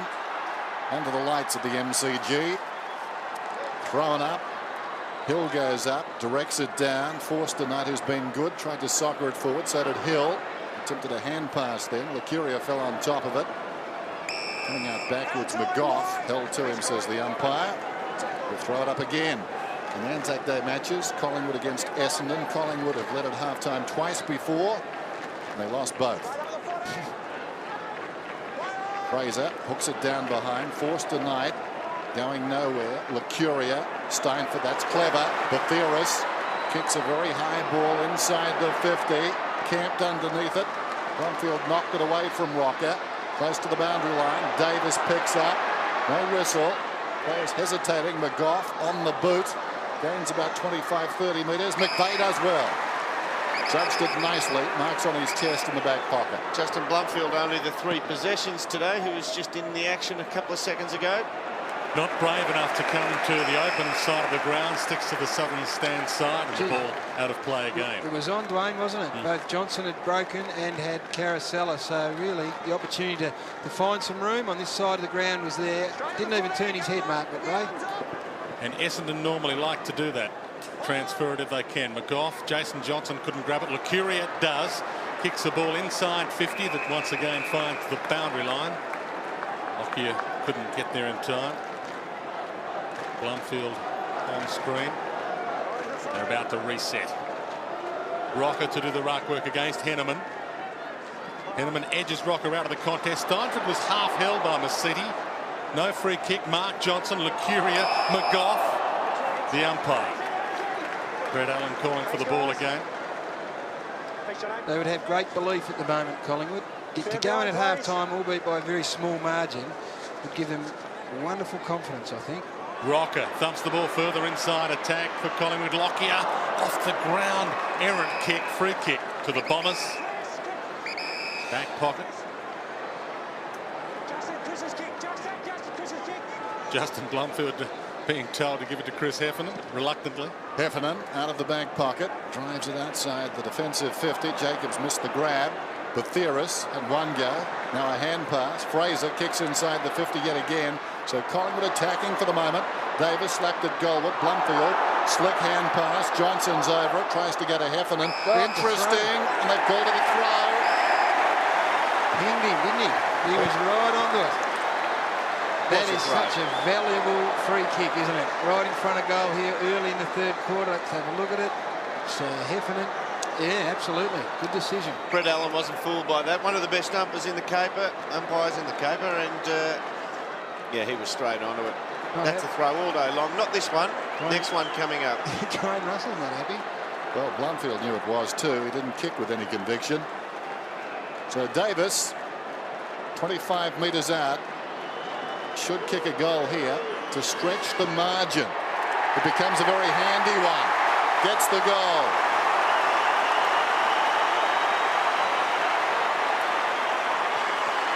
We're told that this rain is not going to go away and it will return. So to get a goal now while it is relatively dry is so valuable. And we saw in the second quarter Essendon also had control of the football inside their forward 50 but weren't able to convert their opportunities. And they've been able to do that, Collingwood, so they've kicked, I think, the last 3 goals of this game. So that is a very good sign. Collingwood out to its biggest lead of the game so far. Fraser against Hill in the ruck. Buckley. Hill forced tonight over it with his opposite number 15, Carl Steinford. Fraser can't break free. We'll have another ball up.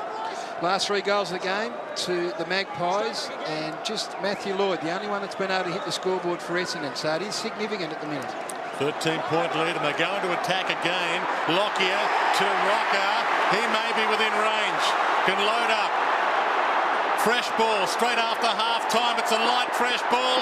Goes for the range. It's a behind.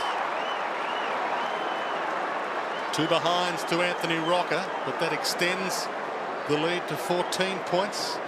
And whilst it's growing, they won't be unhappy. Anthony Rocker almost there, but at 6 goals against the Bombers, around 20 last season. Fletcher kicks in and finds a man, McVeigh, towards half-back. Essendon being challenged here. Kick is wide. Mark Johnson up. Didn't complete the mark, but Theoris heads for the boundary line. Throw it in, says the umpire. 14 points, a very handy margin. Essendon got Lloyd, Rioli and McGrath playing out of the goal square. Just very congested down there for Matthew Lloyd. Fraser in front. Over the top, Carousella. Hand passes to space. Releases Jason Johnson. Kicks it down towards the attacking 50. Clement in front. Has done well in that battle. Clement spots Steinford. There's a long thumping kick, and that's a beauty. Steinford breaking towards the wing. Overlapping is Loney. Rioli can't stay with him. The short one is on low. Instead, the Davis missed the mark. Knocked away down there by Heffernan. Carousella in there as well. It was Carousella who knocked it across to Jason Johnson. Kicks wide towards left half forward McGrath. Freeborn tracks him close to the line. McGrath gains about 10. Still in. Wakeland out of bounds now. Boundary throw in. So there have been some tight ones in there. The average 18 points. You need to stay warm today. No ruckman around this contest, so Carousella forced to go up with Hurd against Clement. Hurd wins out. Handball over the top. Now Mercedes, Mercury, if he can gather and get a handball up. Finds a target. McVeigh inside 50. Lloyd's under it. Punch from Cloak. Jacobs the crumb. Inboard. Jason Johnson caught. Still looking for Lloyd at full forward. Ball out of play.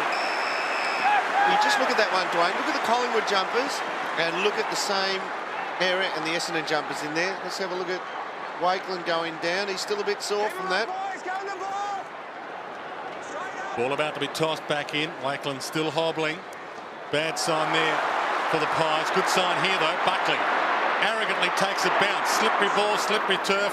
Champion player. You can see the result. Goes to half forward. Blumfield. Lockyer. Pies about to go inside 50. Hasn't had a lot of the ball. Cummings doesn't do a lot with that possession. I think that was his first actually, but he has led out straight and he's forced Collingwood when they've come in from the wings. Collingwood, they haven't been brave enough to go straight down the ground, but he's forced them to go straight. Let's go down to the dock on the boundary. Yeah, Darryl Wakeland is moving around a little bit freer, so the doc's spoken to him. Looks like he's got an injury in the left lower leg area, but they're going to leave him on, which they certainly need him there with Lloyd out there today. Carosella after the boundary toss in. Interesting kick. Well, effective.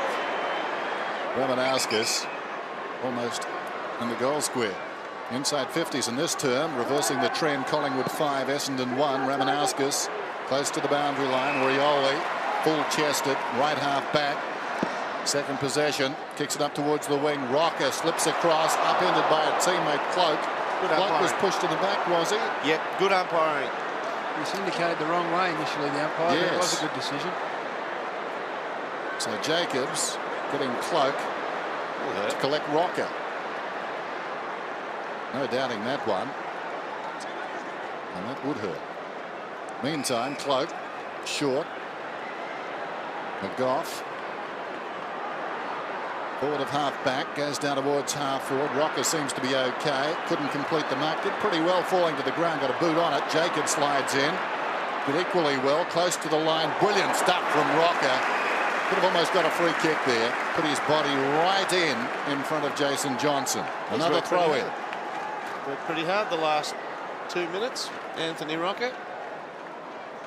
Needed to commit there and did. Ball knocked to the back of the pack from the ruck contest. Hurd, scrambled possession. Freeborn and Mercury. Freeborn goes with the soccer option. Might go again, does. Gains about 30 metres. Blumfield soccers it back.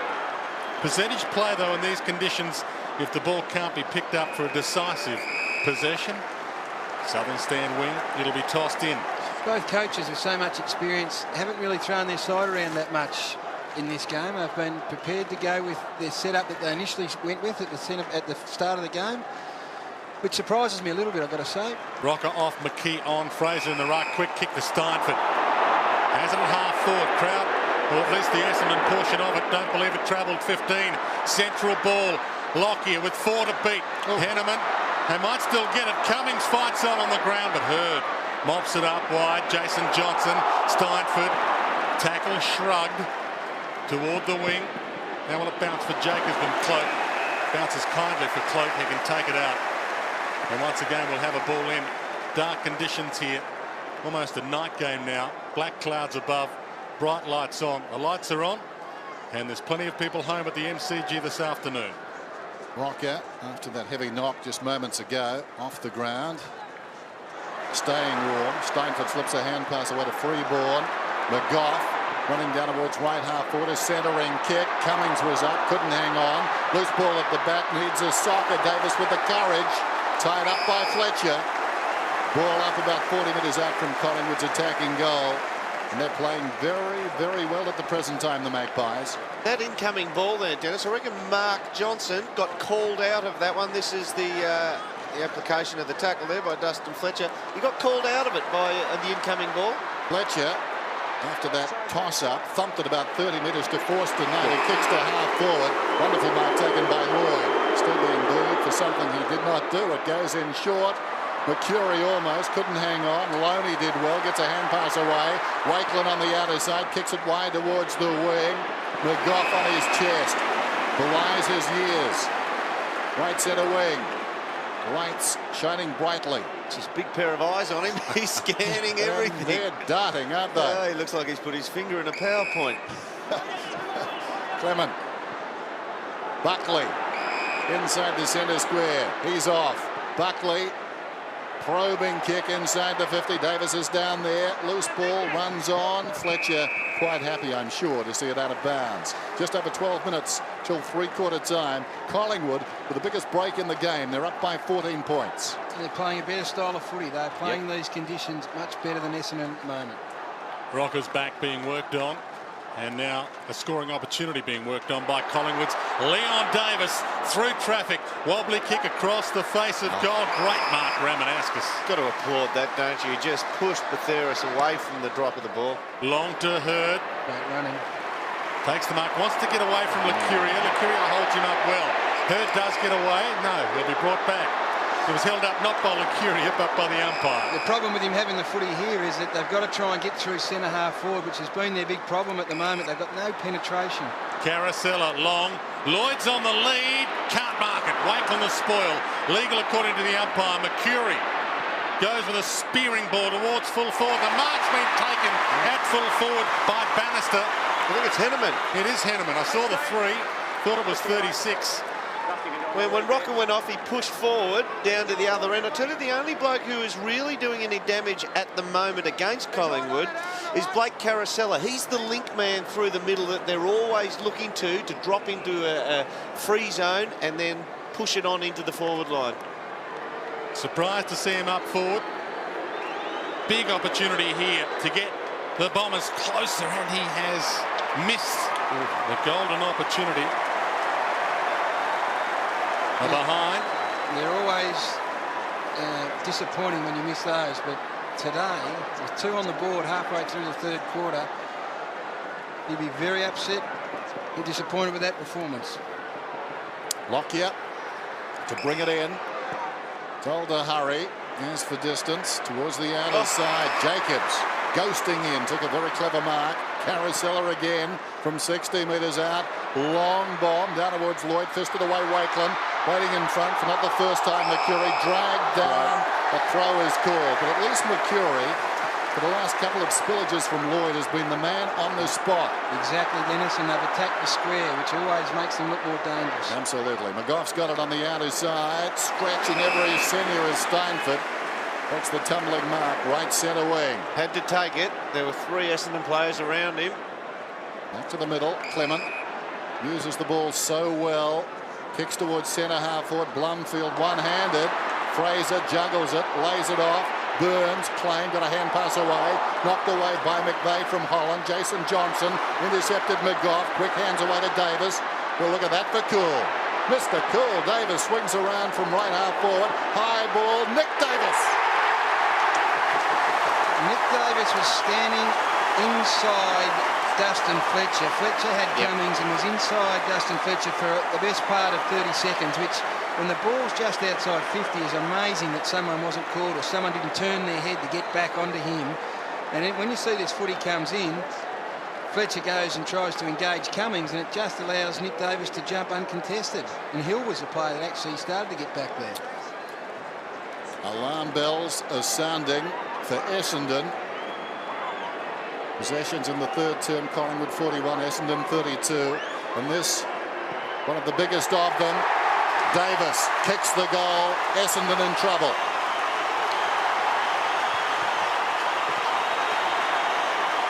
Good call, Dennis. They are in massive trouble at the moment now. Not only are they down on the scoreboard, but all game up until half-time we thought, well, it's just a matter of time because they're winning much more of the ball. Once they start functioning a little bit better, they'll put a few goals on. They're too experienced not to. But now in this third quarter, Collingwood are winning the ball far more often than Essendon are. So they've got more of it and they're putting it on the board. Massive alarm bells ringing. Collingwood more than double Essendon's score. Ball up in the middle. They need the takeaway, but McKee almost gets it. Masidi dribbling ball. Barnard through traffic. Can he get a handball out wide? He can't. It's Carousella. Looks for the target. It's Rioli inside 50. They go there and a great mark taken by Burns. They've been dominated over the ground at the minute. Probably Matthew Lloyd, the only player, I think, who's really on top of his opponent. Rioli there, the Burns victim, front position, but couldn't take the mark. Ball wide, Lucuria. Long kick. Steinford and Masidi on the wing. Masidi gets back. Held up by Steinford. They're winning a lot of football through the middle, Essendon, but it's to no avail at the moment because they cannot find a dangerous forward, apart from Lloyd, as I said, who's the only goal scorer at the moment.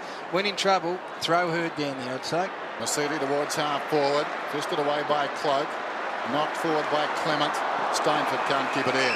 Gee, that's a costly miss when you look back 3 or 4 minutes now to Aaron Henneman. You called it at the time, Gary. So vital today, each and every score. Tossed in on the outer side. 36 plays 17. Ruckman lock up. Hill reaches around, tries to direct it down, goes after it again. He's very adroit. Getting to work on the ground quickly. He's at the base of that, having contested the boundary throw in. Hurd and Clement have been at it all day. James Clement has done a terrific job and uses the footy well. Maybe it's time to push Hurd forward and see if he can't kick 2 or 3 goals for the rest of this game, because without them they will battle big time. Big cluster around the ball. Ramanauskas jumps highest, knocks it across the boundary line. You can see the time remaining, just under 8 minutes till 3/4 time.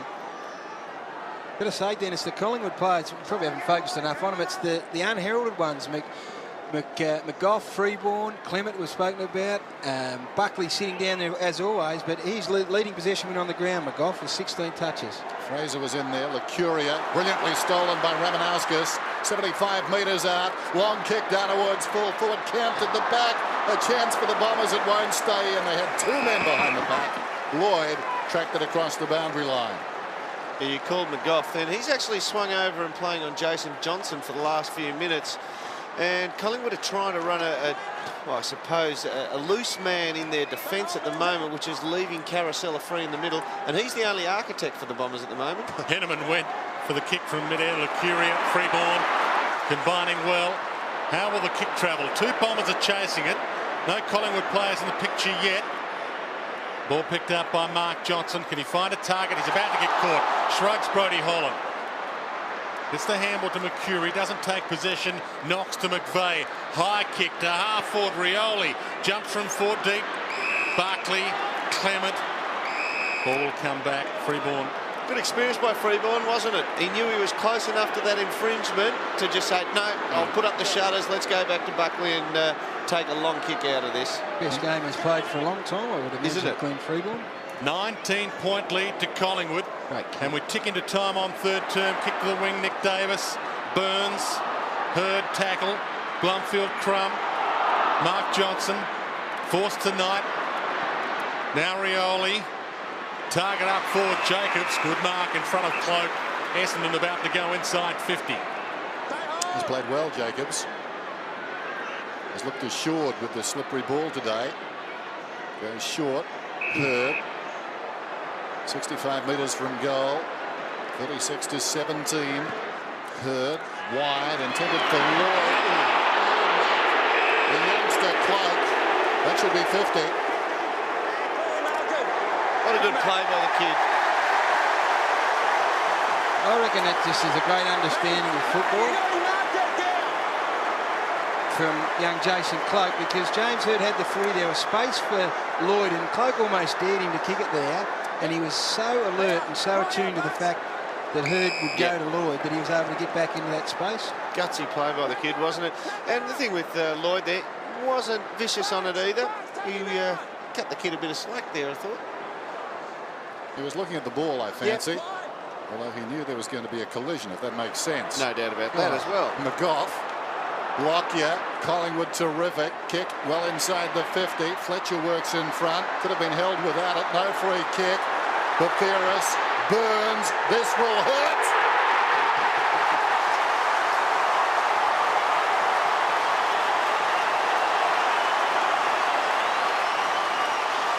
What about that for a goal? And they go to Scott Cummings, who may have had 1 touch for the game, but he worked hard, and he was unlucky, perhaps Fletcher, not to get a free kick here. As we have a look at it again, could have been a holding free kick there.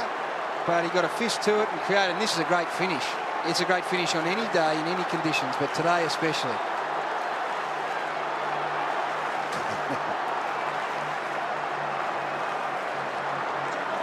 Collingwood by 25 points.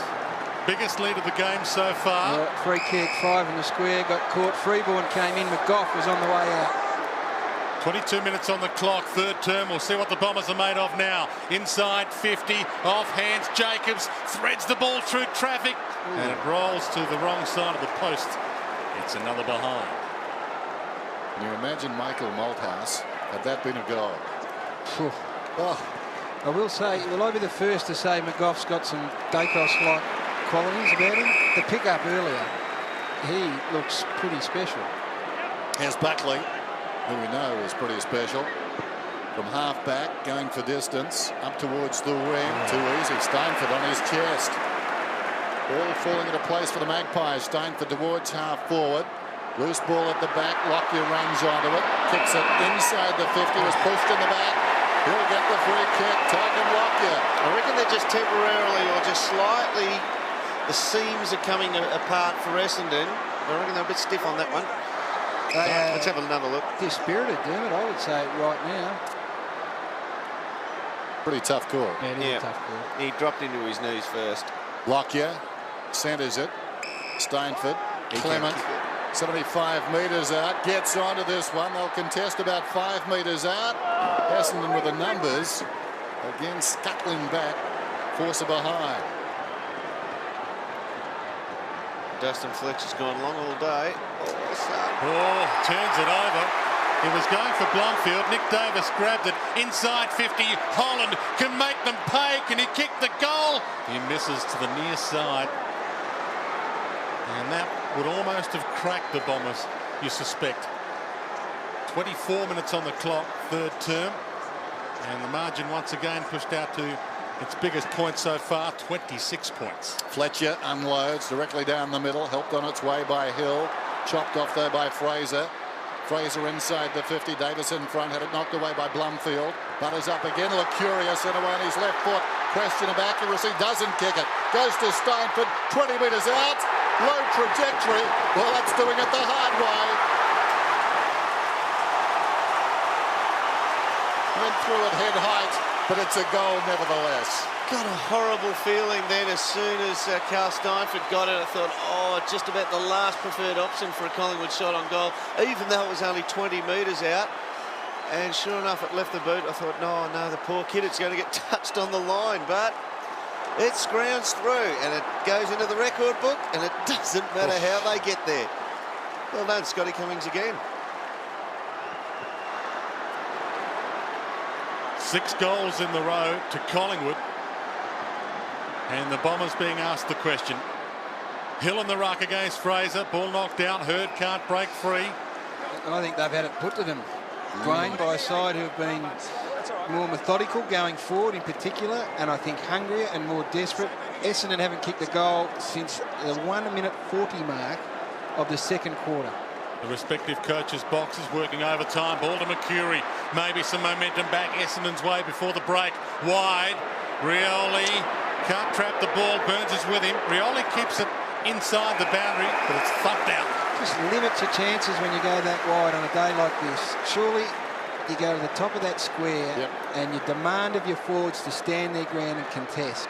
The one thing, the Collingwood backmen have been a real wake-up early on when Essendon were doing that, and they swarmed around Lloyd for the big long one in there, so it's almost forced them to take that secondary option. Carosella throws it on the boot. It bounces out of bounds yet again. Will be tossed in. The umpire imploring the ruckman not to hold. So what do you do, Gary? You keep going with the tried and true, even though they're going to get, they're going to be swamped. Hopefully get one off the ground like McKee did in the second quarter. Absolutely, Doom. Just say to Matty Lloyd, you just contest it and bring it down into this general area and see if we can't get something out of that. They're not going to get it from the forward pocket 30 metres away. It's like telling your son to tidy his room. No holding, no holding. Ball's out of bounds. It'll be tossed in again. And the rain is belting down here. Has there been a more valuable 32-point lead? It's worth 50, surely. At least. Look at that. It's a true indication. Tumbling down at the MCG. Still calling your song there. Get your arms up, Dennis. Hasn't been a pretty game, but it's been a terrific game. Again, the ball close to the boundary line. Fraser content to concede. 50 plays 19. One of the best kicks in the business. Nathan Buckley entrusted with the kick in. Freeborn has some space. He wants to, he can try the turf. He does. He likes it. Good Shepherd. Kick is superb to Brodie Holland. Got a day out, Glenn Freeborn. Yeah. Holland sends Collingwood into attack yet again. High ball, Cummings and Fletcher. Fletcher's fist wins out. Leon Davis nearly trapped it. Steinford yet again. He's had a great quarter, Carl Steinford. And he handballs out of play. But Carl Steinford has really lifted his rate, the ex-Cat. He's in a beard-growing contest with Shane O'Brien. You can see who's winning. He's got the soggiest as well, I bet. There's Fraser. Half smothered off the boot. Hurd deep in defence, taken high. Must get the free kick. Wants to go and does. Swings it out very wide, close to the boundary line. Jacobs. This is where they've been breaking down. Johnson over the top. Clement, what a wonderful game he's played. Knocks it across the boundary line. Dustin Fletcher's being moved from fullback, and I'd suggest that probably going to half forward or thereabouts to try and create something from an Essendon point of view. I reckon Scotty Cummings has played the most valuable one-possession game of football I've seen for a while today. He's generous. Yeah, I am, but he's led well. He's held it in. Didn't see me play. Rabanauskas scrambles a kick towards the middle. Loney goes off the deck. Knocked forward down there by Heffernan. Freeborn has been very good. Got a hand pass away, but Theris over the top. McGough down towards half forward, looking for Scotty. Couldn't hang on that time. Davis, the meat and the sandwich. Paddled across the defensive area by Blumfield to Barnard. To Fletcher, goes off a step. The rain is getting stronger towards the outer side. It's tumbling down. Mercury pursued by Lucuria. And the ball goes across the boundary line. Throw it in, says the central umpire. I reckon he's gone for the backward flick then. Again, he's tried to do it except the other side of the body. He's gone for the right-hand side of the body then. How's that for the rookie? He's good, that kid. Gee, he reminds me of the Marvel. Dacos was here today as part of the ceremony. Lucuria can't break free, and we'll have another ball up with time ticking away to the last break of the game. Of course, the Anzac medal awarded to the best player in today's match, won by Chris Tarrant last year, who's not playing today because of suspension. Could it be McGough in his second ever game? Barnard with the thump down. Rabanauskas off the turf. Hurd, boundary line, ball, rain. Everything conspiring to beat the great man. And Leon Davis sharks the pack. Collingwood maybe a chance to score late, but Theris just outside his range. Plays on. Back to the magic man. What can he create? Wobbly kick, full forward, off hands. Big opportunity coming up. Tackle laid. Can Nick Davis? Can't break free.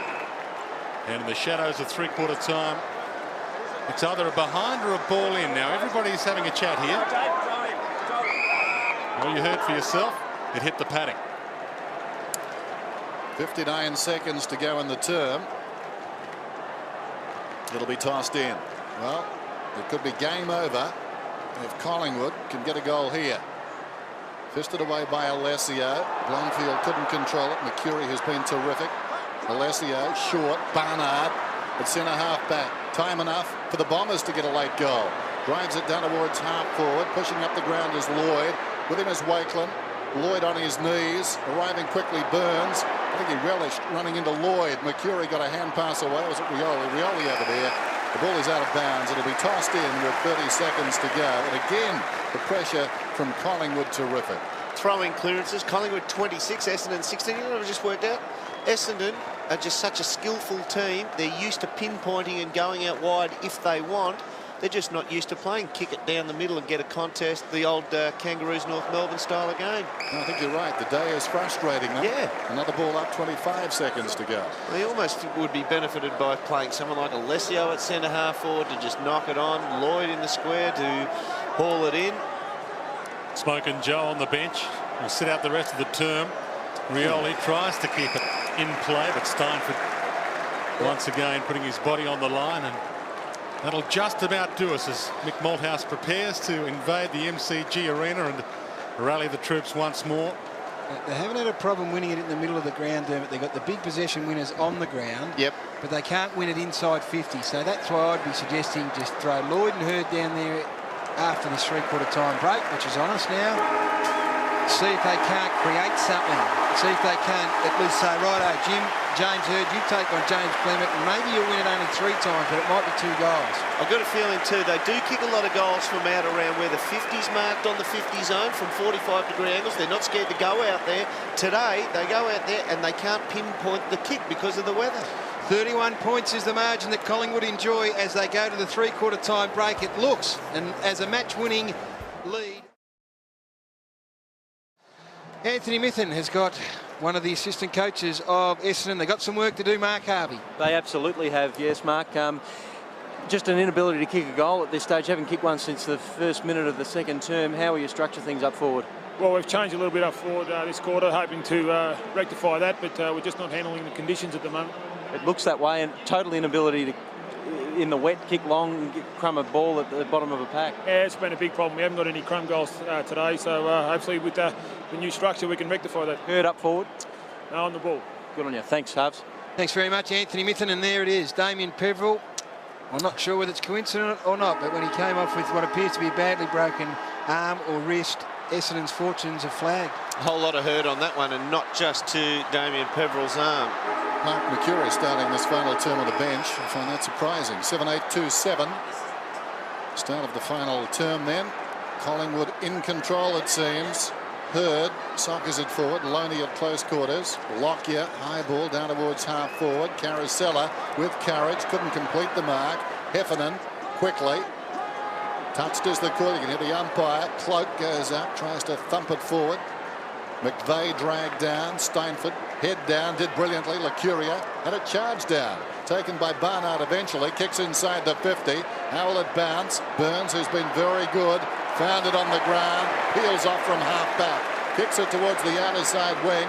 Carousella leads in the race. It will stay in. Good shepherd from Johnson. Bought him some time. Carousella comes to Hurd. Hurd will kick down towards half forward. Going for distance. Plenty of Magpies back.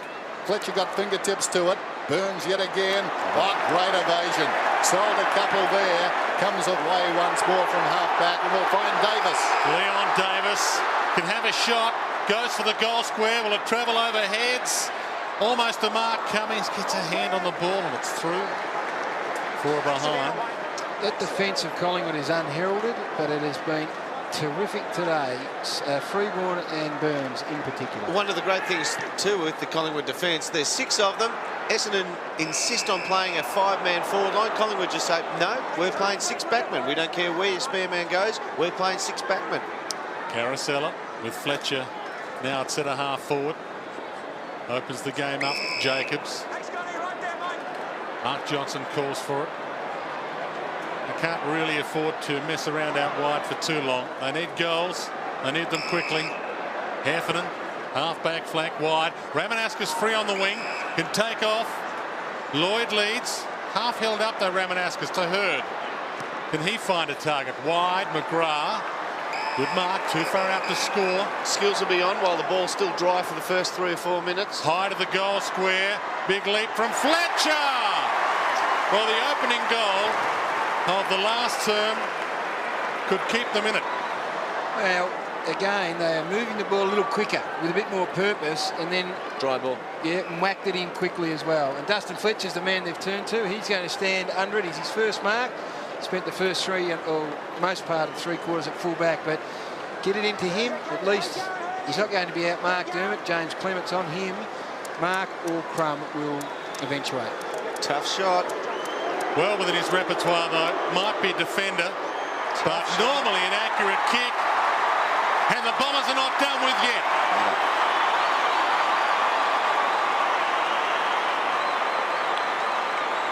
Well, they probably have another 2 to 3 minutes left of fairly lightweight ball before the... Well, it's almost like a shine coat that comes on the new footies now, Gary. It's almost like in cricket ball terms. Yeah, it's like the shine comes off the ball and the water gets into the pigskin, and it adds another couple of pounds onto the weight. Harder to control, harder to kick. Prior to that, 6 unanswered goals to Collingwood. Play restarts. 51 plays 25. Buckley smothered off the boot. Hurd with courage dives after it. Hand pass though from Freeborn to Buckley, who kicks inside the 50. Good kick too. Cummings up. Couldn't hang on. Loose at the back. Showing great desperation there was Henneman. Gone. Holding the ball is the call. It was great desperation, but once he got onto the footy, he had to move it on. Let's have a listen. He dived on it, no choice. Watch. Doesn't matter. He's dived right on it. He's dived right on it, James. Let's get down. Had to slap it out, I guess. Doesn't matter. The dive was good. You dived on it. It's your choice. Collingwood, 15 threes. Essendon, 12. The game generally has been well umpired today. In good hands too, Dennis. Nick Davis. 30 metres out, 45-degree angle. The answering goal. It's close. I think he's got it. The answering goal is there. His second.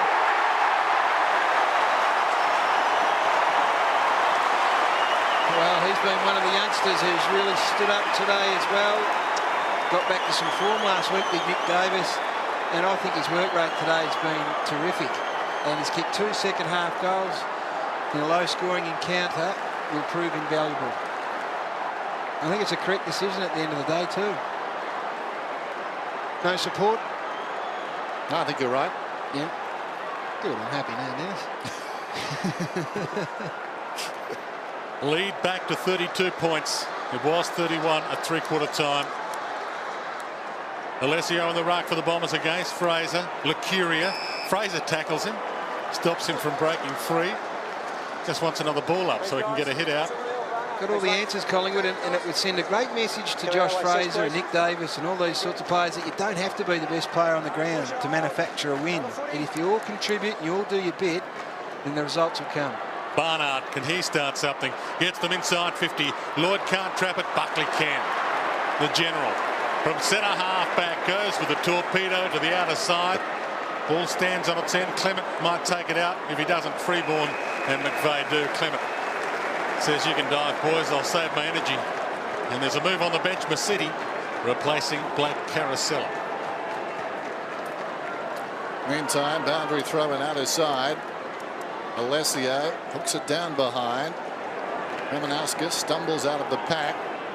Socket off the ground by McGough towards the boundary line. He'll remember this day. His second game in front of around about 80,000 fans. Holland being worked on. Kevin Sheedy prior to today, 20 of 34 his record against Michael Malthouse. Masidi wrestled down by Steinfort, who certainly in the second half has been terrific. Ball up. Masidi 13 possessions. Came in averaging 27 a game this year. Ramanauskas on the boot, kicks inside the 50, close to the boundary line. They gain meterage. Another throw in. Let's get down to the dock. Yes, Dennis, Blake Carosella on the bench with his right thigh very heavily strapped. We saw him just come off on interchange and was having trouble jogging the boundary, so he looks like he's carrying a corky there with the right thigh. Collingwood by 32 points. Plenty of activity. The drop of this ball. Cloak did well. Masidi. McGrath falling to the ground. Ramanauskas handles it well, runs to 50, sends the kick down towards the kick-off line. Coming up the ground, but Theoris chested it away. Heffernan surrounded, smothered off the boot, goes again, knocks it towards goal. Great defence down there. Eventually it's paddled across. A communal effort by the Collingwood defenders, prepared to concede a behind. With each second that passes, Collingwood closer to a very unlikely victory at the start of the day. Buckley, getting there. Barnard stopped what looked like being a certain mark to Burns, and the ball still on attacking 50 for the Bombers. And that tells you that they've won a lot of footy from the centre back, the midfield of Essendon, but they just haven't been able to be too effective going forward. McKee against Hill. Bannister back of the pack, handed it straight back to McKee. Goes to the wing. Jacobs and Rocker. Jacobs caught behind. Rocker's brilliant tackle. Ball alive again. Blumfield off the deck. Alessio fumble. Gets the handball up eventually. McVeigh. Kick half smothered. Barnard slaps it backward, keeps it low enough to not be deemed a throw. Jason Johnson tied up by Fraser, the big man, quite content to bend down. And once again, McGough getting another possession. Spearing ball by him. Freeborn slaps it on. Jacobs. Oh, that's out of bounds on the full. And the tale of woe continues for the Bombers. What was he thinking there? Can you believe that? There was a man on back towards the middle for a hand pass. Long kick may have been better. Which is where this will go. I'm tipping in the direction of Anthony Rocker against Jacobs. That's been the difference, hasn't it, generally? Collingwood, very direct and generally very long. No exception here. They'll contest about 20 metres out. Jacobs, keen to make amends, knocks it down. Hurd, well played. Hand passes away to Fletcher, floats one back towards the wing. McGough again. Well, what a game he's played. Coming up to his 20th possession, the young man.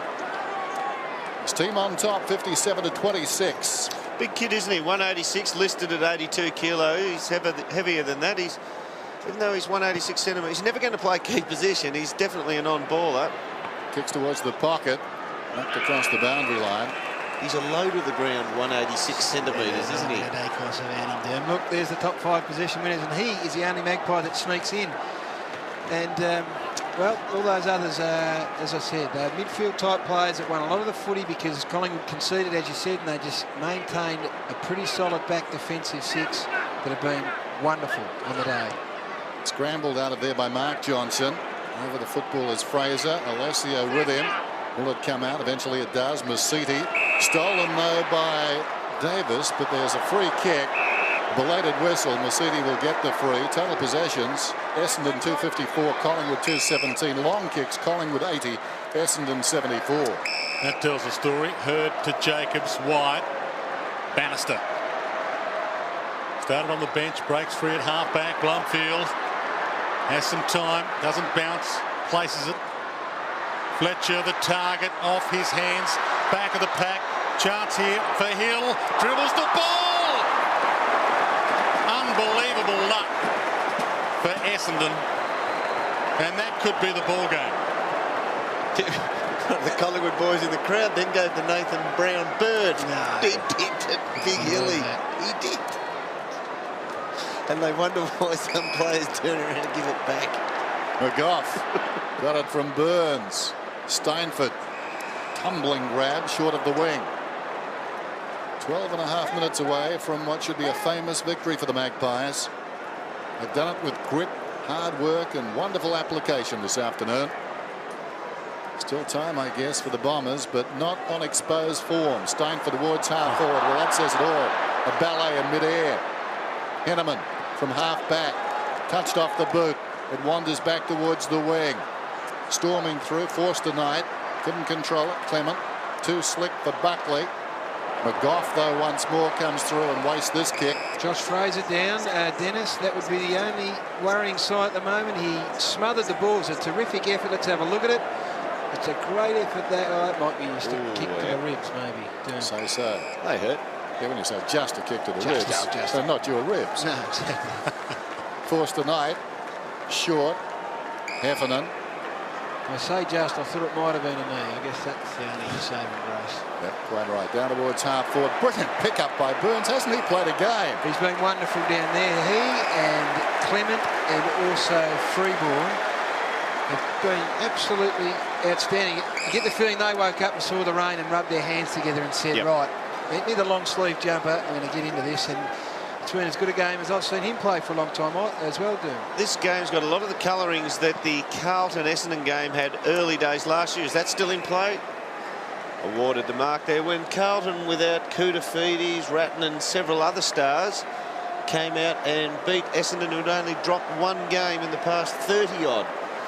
So, prone to losing these close ones in the wet. Bombers have only kicked 3 goals in 3.5 quarters of football as a big crunch takes place. It's hard to see them kicking 5 in the last 12 minutes of this game. Don't know what Rocker Fletcher... and Cloak getting to their feet slowly. Yeah, I don't know what Fletcher was thinking here. Not much. He's an impressive young man, Cloak, though, isn't he? He just stands in front of packs, doesn't worry him at all. And they threw him onto Fletcher after Fletcher kicked that goal, Dennis. They had no hesitation in throwing Jason Cloak onto him. So he's another one of the youngsters. Leon Davis today as well, in conditions that you would think wouldn't suit him too much. Well, he's been prepared to get down and get his hands dirty, and he's had a lot of the footy as well.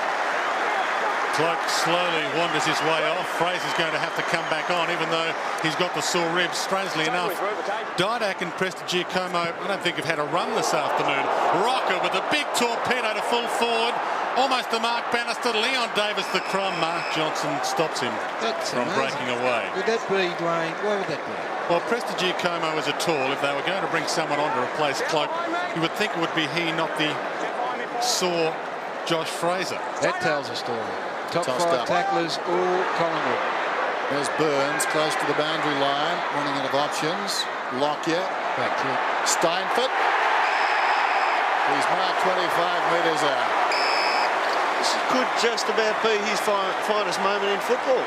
Carl Simon, a massive win for Collingwood. If they get through it, 9th mark, and he's been nothing short of superb. Since half-time, he was credible to half-time, but after half-time, he's been fantastic. Burns involved again. His handling skills in these conditions have been wonderful. They've matched his determination and courage. Steinfort. He's missed. I know. I'll take back that finest moment. Handy point. Big crowd. 84,884. Can you believe that? It hasn't stopped raining. Ramanauskas out of the back pocket. Clever kick. Dropped by Mercedes. Across to Hurd. And his own half-back line goes through the middle, down towards half-forward Lloyd. Underutilised, I fancy, today. Inside the centre square, roundly booed. He's got most of his teammates within 20 metres of him. Jacobs offers a lead. The kick goes in that direction. Up he goes. That's a mark. He's won the ball pretty well today. He's given it away quite freely, though. Jacobs been good at centre half-back for a start.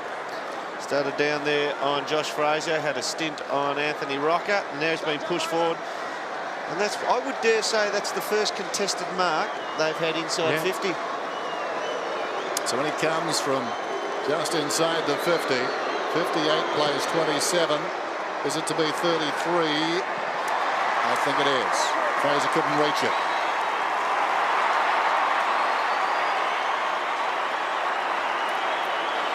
They've had 2 goals kicked from their century goal kicker in Matthew Lloyd, and their other 2 have come from their fullback and their centre halfback. So it just says that that forward line hasn't worked at all today for Essendon. Much of the credit for that goes to the Collingwood defence, whose praises were sung all afternoon. But yeah, the system hasn't been great going forward for the Bombers. Collingwood not far from home now, even though the Bombers have kicked a late one. Only a bit of cosmetic surgery for a very unattractive scoreboard as far as the Bombers are concerned. Bannister, Hurd, Bannister smothered his kick. Lockyer kicks Collingwood to half forward yet again. Nick Davis, punch from behind, diving through Buckley. This would be a miracle through traffic. Long bomb to full forward. Great goal, captain's goal. It's hit the post. We all got excited, they got excited. No one's told them yet. It's just caught a bit of paint on the way through. And hence there's no zone because they're all hugging the skipper in the middle of the room. More hugging than at a Bill Clinton convention. The ball's on the wing. Slapped towards the boundary line. Will it stay in? Heffernan. Well, interesting. Face to face with Bathiris. Mercedes now kicks down towards half forward. Plenty of Magpies there. Rocker finds it on the ground, heads for the boundary line. Stays in. Steinfort, in fact, he may have gone across. Now it's out. He gains about 25 metres. They must be practicing this at training because last week McGough kicked a goal that actually wasn't a goal and they celebrated that as well. And there's the Buckley point that he might have just scummed the bottom of the post. The captain, he's still got a furrowed brow out there, Bucks. He's not happy. That's that same goal umpire who rained on the parade earlier. They hit the fat bit. There's Davis. Ricochets off a teammate Bathiris. Forced a night. Mercedes. Well, another goal to the Bombers, and who knows? Kicks it down inside the 50. Rocker goes up. Just over 8 minutes to go. The margin 26 points. On the outer side, Buckley. Looks down towards half forward. Not much on offer. Running back hard, though, is Lockyer into the space. A goal here should clinch it.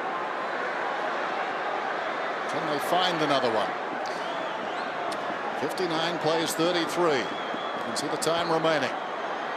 Tark and Lockyer taking plenty of time. Let's go, Tark. Burns. Well, it got there just in the nick of time. Jacobs was closing. Burns has had a wonderful afternoon. Uses up as many seconds as possible, and driving rain here at the MCG. It did abate for about half an hour, but now it's pumping down again. Burns. Drop punt to the goal square that wobbles its way a little short, and a mark's been taken unbelievably by Fraser in a six-pack. I've been watching him, Dwayne, and he did get that boot in the ribs, and as Scotty Burns had that footy, there was a bit of space out the other side of the ground, actually, and he seemed to be really hesitant to get out there, and I was wondering whether it was because he was sore. So to actually fly the flight of the footy in a big pack situation like that, that's a really good sign. I think he's another who's taken a big step forward today. Prestigiacomo shoved Big Fletch sideways, and he would be the one normally you'd think would be the best spoiler there, but he allowed Prestigiacomo to push him off the ball. Asking exactly where the mark is, the umpire gives him the indication. For the ceiling moment, Josh Fraser, a grand future in front of him. The big stick's in front of him here. He kicks the goal that wins the game.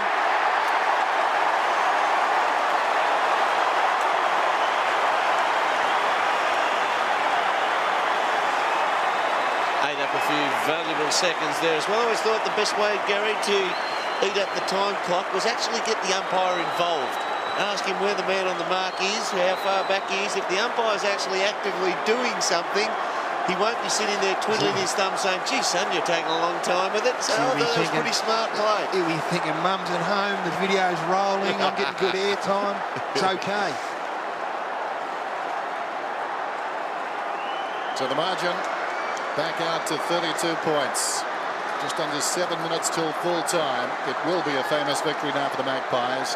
Underdogs here today, Anzac Day.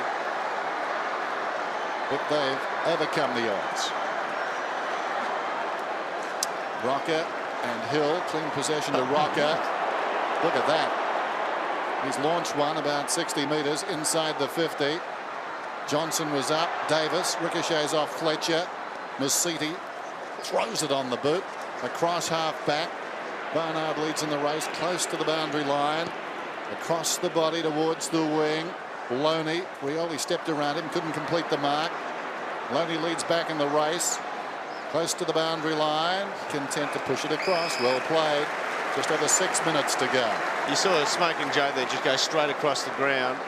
Almost you could describe that as selfish footy. It was just self-preservation. Didn't want to make a mistake. Normally, he'd try and dodge, evade and kick it back up the centre, be more dangerous for his team. Ball back into play, Lockyer. Great story, he. Supplementary list, rookie list. Now vice-captain within 4 years. Story of perseverance.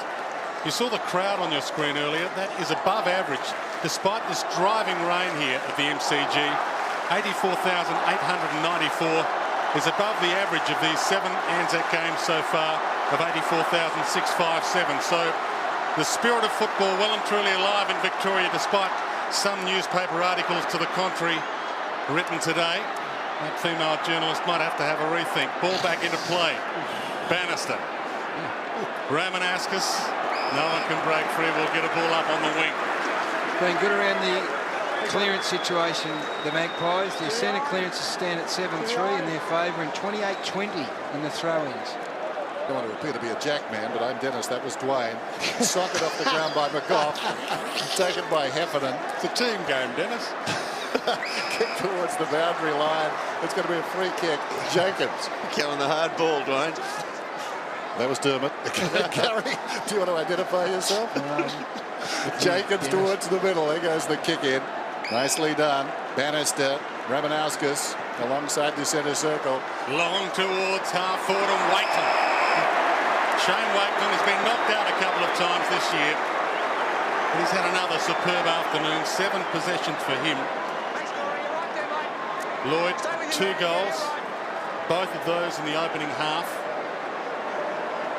And when the Bombers needed them, Wakeland has stopped Lloyd from kicking them wide. Ramanauskas, hand on the ball in front of Lockyer. Heard an uncharacteristic fumble. Now the kick inside 50, over the head of Forster Knight. Nathan Buckley. Just positioning himself across half-back, I would imagine, for the next 5 minutes or so, Nathan, and just make sure that nothing else going past him. Have a big moment shortly when he lifts the Anzac Day Cup. Lucuria on the wing. 65-33. 19th possession coming up for Paul Lucuria. Josh Fraser coming to the boundary. Looks like a shoulder. Dr. Peter Larkins will be on top of that, but just looks a bit sore. Still, it continues to rain, and that's a very good mark by Prestigiacomo. If in fact it's paid, and it is. Well, it's Collingwood's second game in a short space of time, so to come up in the manner that they have, they'll rest well tonight, and I would imagine have a couple of light days on the training track, because Mick Malthouse would be one very, very proud and pleased coach, I would imagine, at the end of the night. I thought it was a quick whistle. It's going to be a free kick to Rocker. And Collingwood coming with his surge, and as much as they made the sluggish start, but they're 3 out of 5 now, with players to come back in, important players. Rocker gets onto another one. It's unbelievable. It's contested about 20 metres out. In front, McGough, close to the boundary line, pulls it back, just missed. Dennis, he has had 24 possessions. He's taken 6 marks, 4 clearances. He's pushed it inside 50 on 3 occasions, backing up from 22 touches last week. So that is a fair afternoon's work in front of 85,000 people. Blumfield wide.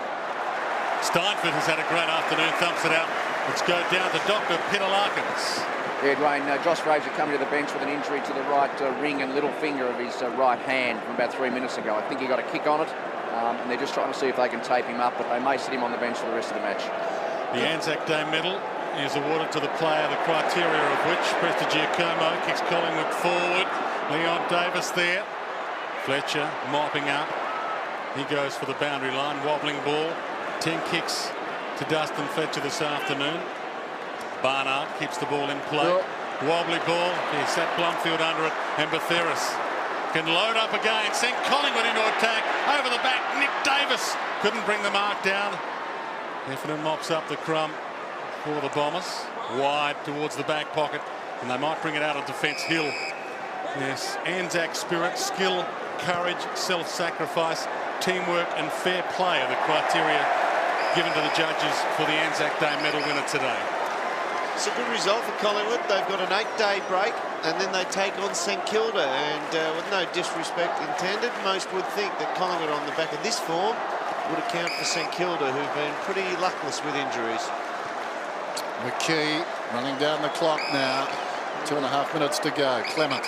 Wait for the round of applause, because one of the best players on the ground is just heading to the boundary for a spell. Scotty Burns. What a wonderful game. Here's Rocker. Scotland just on. His metres in the clear. Rocker didn't spot him for a while. Scotland has got it. Man leading behind. It's Cloak. Decides not to kick it behind himself, and will kick it up towards half forward. Rocker through his fingertips. Roved by Hill. High ball towards half forward yet again at the back. Scotland. Magpies bring it away once more. Heath Scotland out wide. Steinford. Over the top is Holland. But really, no need to rush things. Steinford is on the wing. Economy of ball usage per goal. Essendon are taking 73 possessions to get a goal this game, and Collingwood 28, which is pretty good given the conditions.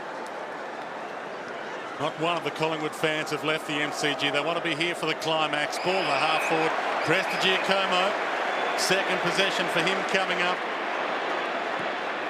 Goes for the goal square. Wobbly ball. How will it bounce?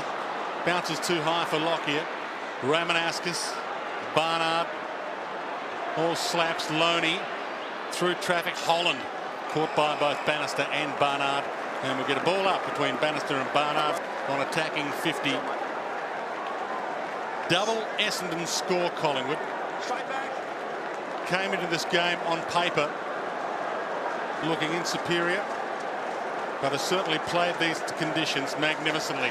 Ramanauskas out of the air towards half forward. Barkley drops the mark, slaps it toward the boundary. Forced to Knight. Clement chases him, goes wide. Almost a grab, not quite. James Hurd slaps it out. And once again, Collingwood getting numbers back. Ball comes out to Nathan Buckley. Buckley drives it very wide. McGough tracks it towards the line. And if anything, the rain is getting heavier still. Tackles Collingwood 54.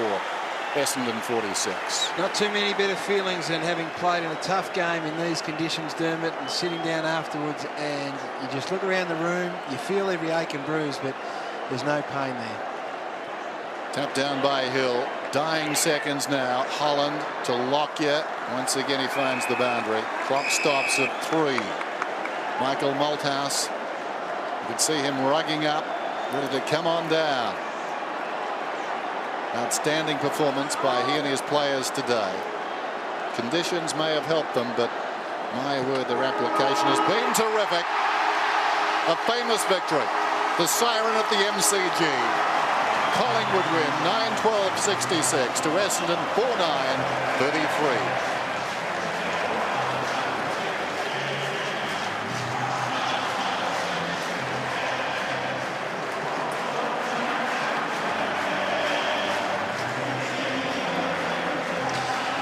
Oblivious to the rain, Michael Malthouse out on the ground now, and the celebrations on both sides of the fence. And so much to take out of it, Dennis, from today's game. The Magpies, the conditions probably came at exactly the right time, but you wouldn't give it too much credit. They just wanted this win, I think, more than Essendon. They came in with a young side, a committed side. In fact, they've got some players in that team that, Dermot, haven't had the sort of form that you'd probably expect of them for a while. And I'll talk about Burns, who's been better, and Steinford's been great, but this kid here, Mark McGough, he's had 2 games. He's made a fair impact. He's with Anthony Mitchell. Absolutely, Mark, and you weren't overawed at all. A 17-year-old to come here in front of 84,000. Congratulations. How did it feel? Oh, it's magnificent to get a win just in front of all these people. It's been a dream ever since a kid to play league football and play with the Collingwood Football Club. It's fantastic. You reckon they'd be watching up home at Mulwala, and the boys be having a few beers watching? Yeah, I know my dad is, and my friends at home, a lot of them came down from Mulwala and Yarrawonga. It's fantastic, yeah, just have a win. Just tell us about the start to your AFL career. 20 possessions last week. You go close to best on ground here today. It's been a dream start for you. It has, just, I can't describe it. It's just fantastic. I just love playing in front of this crowd. The Collingwood supporters are great. Collingwood club, it's just a fantastic club, and it's good to have a win.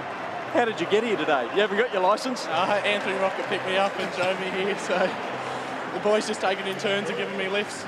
Well done, Mark. You played a terrific game. You might just have a medal hanging around your neck in a moment's time. Congratulations. Thanks a lot. Well, ladies and gentlemen, firstly, a round of applause, if you would, for the Essendon Football Club for their efforts on a very tough day here at the MCG. Joining us is the president of the RSL, the retiring president of the RSL, Mr. Bruce Ruxton, to present the Anzac Day medal to the player whose conduct and play during the game best exemplified the Anzac spirit, that spirit of skill, courage in adversity, self-sacrifice and teamwork, along with fair play. The winner of the Anzac Day medal for 2002 is Mark McGough of the Collingwood Football Club.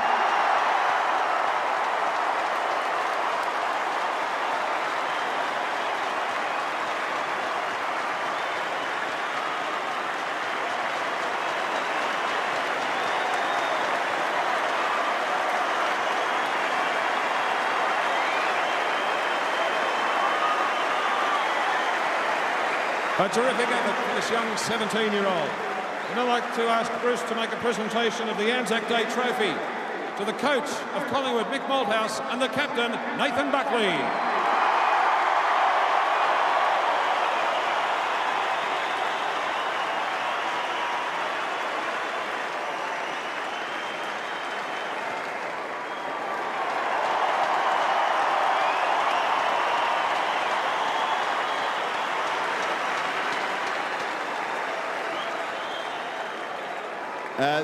Just a quick thank you, Essendon. Obviously, these days have been fantastic over my career, over a long time, and they're great games to play in. Looking forward to next year.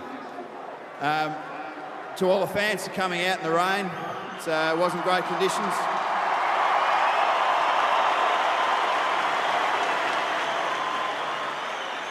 But it was great to play in front of a packed house, and it's something that we hope to get look forward to. Well done to the boys, good work, and we're just wrapped to be able to have the opportunity to represent the AFL on a day that honours all Australians and all Anzacs, so thank you very much.